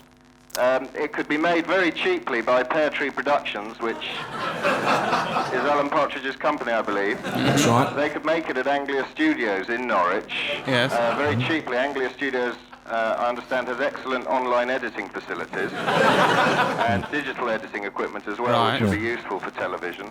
And I reckon you could probably bring in a show for about £75,000, which in TV terms is very cheap, so you'd have quality programming for a cheap budget. He's got a point. Well, thank you, John. I'll bear all that in mind. That's very interesting. Is that all, John? That all you've got to say? Anything else? Format? The format, because it would be transferring direct from radio, you wouldn't have to pay Pear Tree Productions a large development fee. It could just transfer straight away. I mean, Alan could start broadcasting as of next week, if you wanted. Can I just ask, John, what do you do for a living? I'm a plumber. Thanks very much. Thanks very much. Jason from Norwich. John. John from Norwich, a plumber. OK, well, thanks very much, Tony Hayes. Give him a round of applause. Tony Hayes.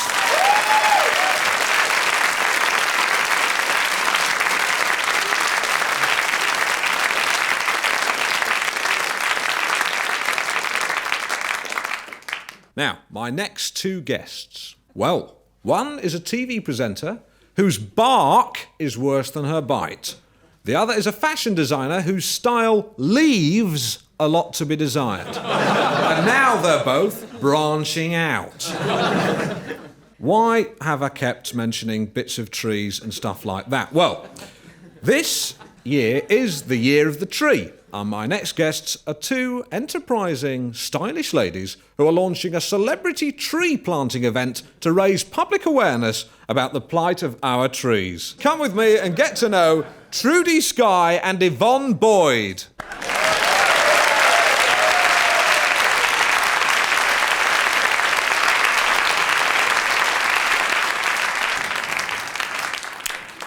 Knowing me, Alan Partridge, knowing you, Trudy Skye and Yvonne Boyd, aha. Aha.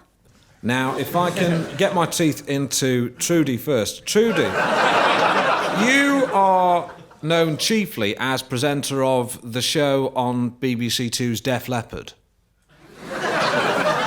No, Def 2. Right, you present Def 2 on Def Leppard. No, I present my show, The Show, on Def 2. Right, now, for the benefit of my listeners, tell us briefly, as possible, about the show. Well, it's very much a cult thing. Small viewing figures, carry on. Well, it's a sort of multimedia potpourri, if you like, of music, art, dance, cabaret, culture, floating sculpture. And it's sort of aimed at teenagers with like a 4-second attention span. Yeah. I have to say, my teenage children, Fernando and Denise, are avid watchers. Bravo. I, on the other hand, find it completely exhausting. It's so fast. I thought our telly was on the blink. It's changing all the time. Well, it's very much in-your-face television. Yes, I did feel it in my face, yes. Yeah, I thought my head was going to explode, like in that film.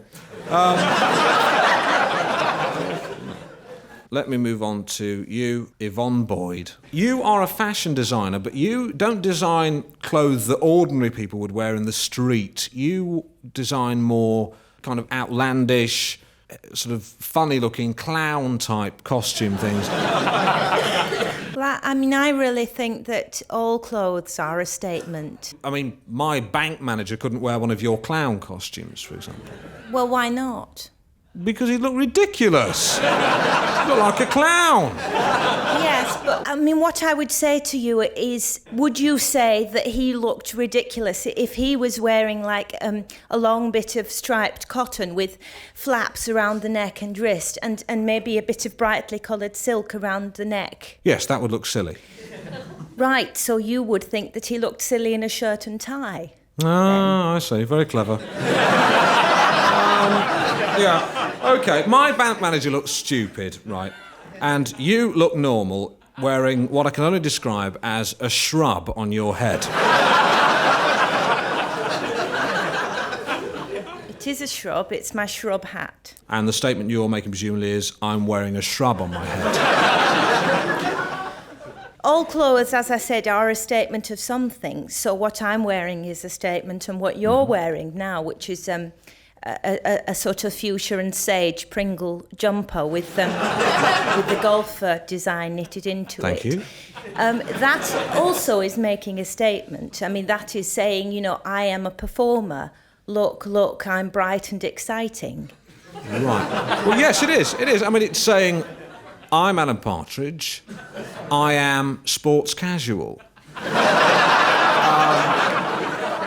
I mean, how would you describe me as a figure? What would you say I was?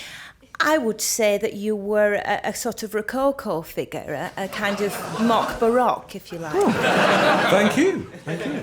Knowing me, Alan Partridge, mock Baroque. Knowing you, Yvonne Boyd, tree lady. Now, the reason why you're both here is to promote your tree campaign. Trudy, tell us about that. Well, Tree Naissance 93 is a sort of massive tree planting eco drive to raise consciousness. And what we're saying basically is germination, not termination. We're saying sapling, not grappling. We're saying nurture, not torture. Great, I've got a good one for you. I thought of it up in the car on the way down. Build a tree, don't cut it down, for goodness sake. Put that on a T-shirt. Now, when did you first get the idea for Tree Naissance 93? Well, it was actually on one of our hen runs. Right. Now, oh, yes, the infamous hen runs. Tell us about those. Well, it's once a month, about 30 of us girlies get together and go on a coach trip at sort of women only, just to sort of crazy and exciting What kind of people places. go on these trips? Oh, just friends, you know, Yasmin LeBeau, Annie Lennox, Katie Puckrick. Juliet Stevenson. Yeah, Faye Weldon, Janet Street Porter. Pamela Stevenson. Yeah, Zoe Heller, the Chumleys. Yeah, I get the picture. No, that lot, yeah. I think that the day that it sort of rose in our collective psyche was... When you got the idea?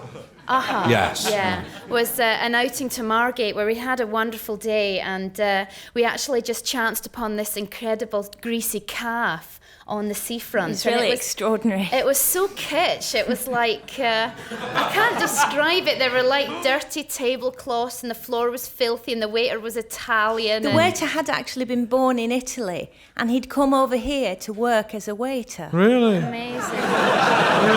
They had these, on every table they had like plastic red tomatoes which you squeezed and you got tomato ketchup out of them, but they looked like a sort of Robert Rauschenberg. They were too big for themselves. And they inspired Yvonne to launch her tomato collection, which was sort of plastic red puffball dresses with a stomach design of a green nozzle. Something else for my bank manager to wear. But to get back to the original question, tell me about Tree Naissance. I suppose it was a very wacky do and everyone was really trendy. Presumably you went dressed as a banana or something like that, all No, bent. I went wearing what I'm wearing now, part of my tree collection. You went wearing what you're wearing now. I hope you changed your underwear. I don't wear underwear. Of course you do. No, I don't. You do, you're just trying to be wacky. I'm not being wacky. I don't approve of underwear. I see it as a restriction of personal freedom, and I've never worn it. And Balderdash, everyone wears underwear. Not You don't. do. I'm You not do. lying. You Don't wear- call me a liar. You do. Right, I'll show you. Don't do that. Don't do that. Oh my God. Oh my God.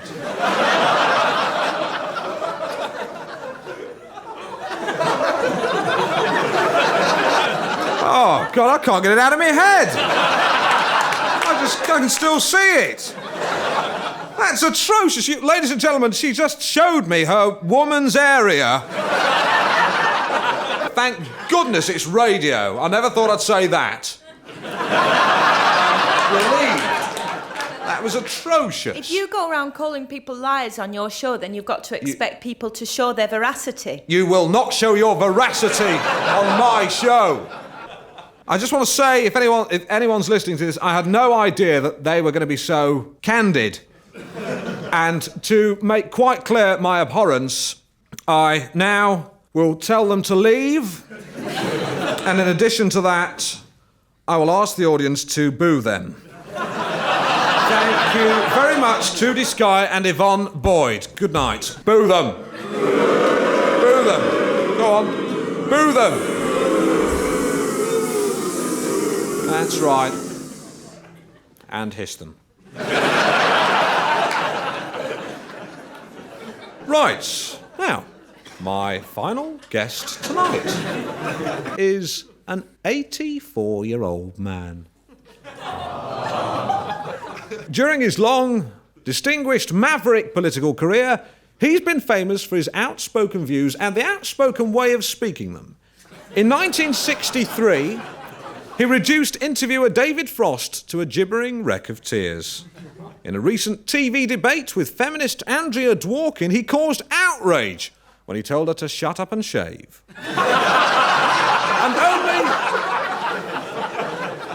And only last week, he sensationally renounced his peerage and left the House of Lords. I'd better watch out, and so had you, as we get to know Lord Morgan of Glossop.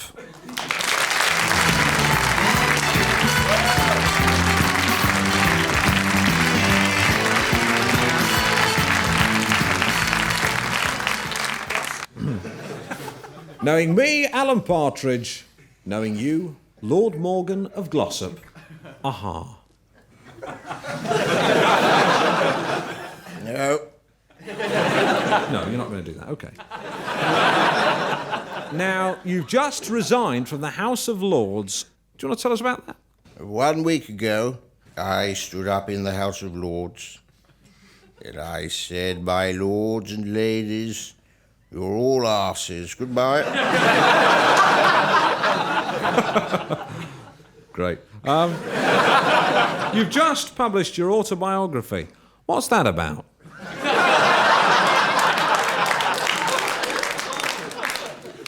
It's about my life, you ask. Yeah. You describe your childhood in the book, and I imagine your life in Glossop in Derbyshire. I imagine a life of cobbly streets, of inclement weather, a wholesome existence. Is that fair? When I was 5, I walked into the parlour and I witnessed my father shooting my mother. He then placed the shotgun into his own mouth and blew his brains out. So it wasn't an idyllic childhood? On the contrary, I was spared the ridiculous hypocrisy of family life. The only friend a man needs is the bottle. Right. No doubt, then, if you're so fond of the bottle, you'll be quite pleased that we left a bottle of 10-year-old malt in your dressing room. Yes, it's all gone. Do you enjoy it? Piss. You can see why David Frost started crying. He's an arse. No. Well, I won't ask what I am. You're an arse. So, after childhood, what happened then? Adolescence. And what was that like? Like childhood, but with more pubic hair. Please. I got you there. Yes. Certainly did. Oh. Now... You arse. Please. Now, Lord Morgan, please. People are listening. Now, in Oxford, in the 1930s, you went up to Oxford to study the classics. And it was there you met W.H. Auden, Puff. Stephen Spender, and Cecil Day-Lewis. Big puff. Now, you didn't like them, did you? Nancy boy communist puffter poets. All puffy poets pouncing around. Right, okay. So you didn't like them? You arse. Please, don't say that again, please. Please. If you don't want me to say it again, I won't say it again. I give you my word. Are you a man of your word? Nope. Right. You've been very outspoken. You're in favour of hanging. Only for criminals. Right, but oddly, more recently you've been an outspoken defender of pornography. Why? What a man chooses to do in the privacy of his own attic is his business alone. Right, but what about the feminist argument that pornography degrades women? But is it not the case that sex degrades women? If it's any good. Yes.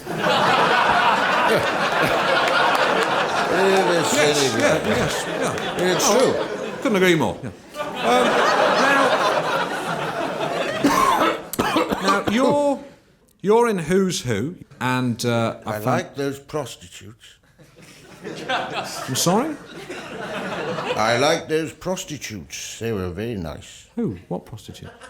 Those prostitutes you had on before. They were lovely. They were guests. You can't say that. They were guests. They looked like whores. Don't. Whores. Don't. Well, they did. Look. You and I know they look like whores. You can't say that. Now, I would love to be in Who's Who, and what I've got here is my entry for Who's Who as follows. Alan Gordon Partridge, born April the 2nd, 1955, Norwich. Journalist, commentator, broadcaster and interviewer for Anglia TV's Sport Report, On the Hour, BBC Radio 4, host of Own Chat Show, Knowing Me, Knowing You, Radio 4 and others. Is that the sort of thing that would be an acceptable form of words with which to grace the hallowed turf of Who's Who's pages? No? I see that your own entry, you list your hobbies, food, whiskey, and your attic. I mean, do you eat often?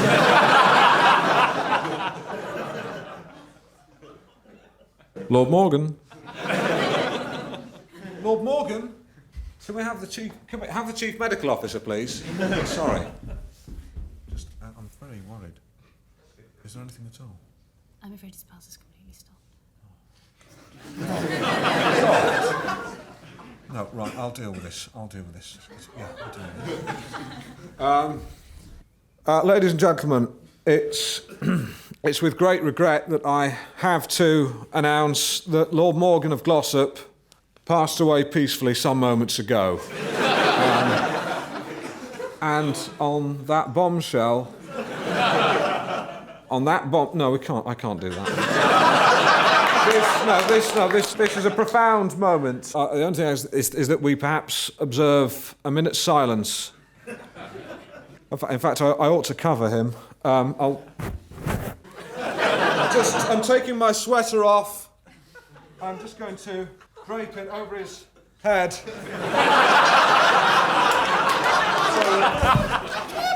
I've draped my sweater over his head to preserve some dignity. As Lord Morgan sits immovable beneath the hastily improvised Pringle shroud. It seems somehow appropriate to say, this is knowing me, Alan Partridge, knowing you, Lord Morgan, rest in peace. Aha. Please, 1 minute silence, starting now. Please stop whatever you're doing. If you're in the car, pull over. If you're on the motorway, please pull in at the next service station and observe a minute's silence in your own time. If you're on the M1, there's Scratchwood, Toddington, and Newport Pagnell, where you'll find a country kitchen.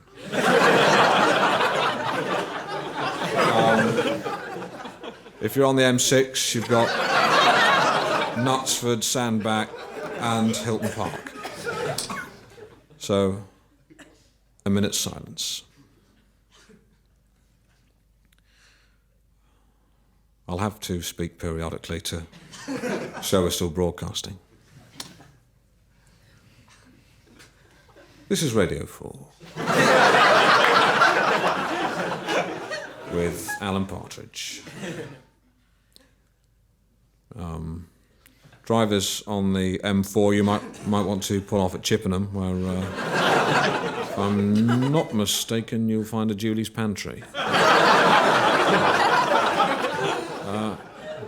Minute silence.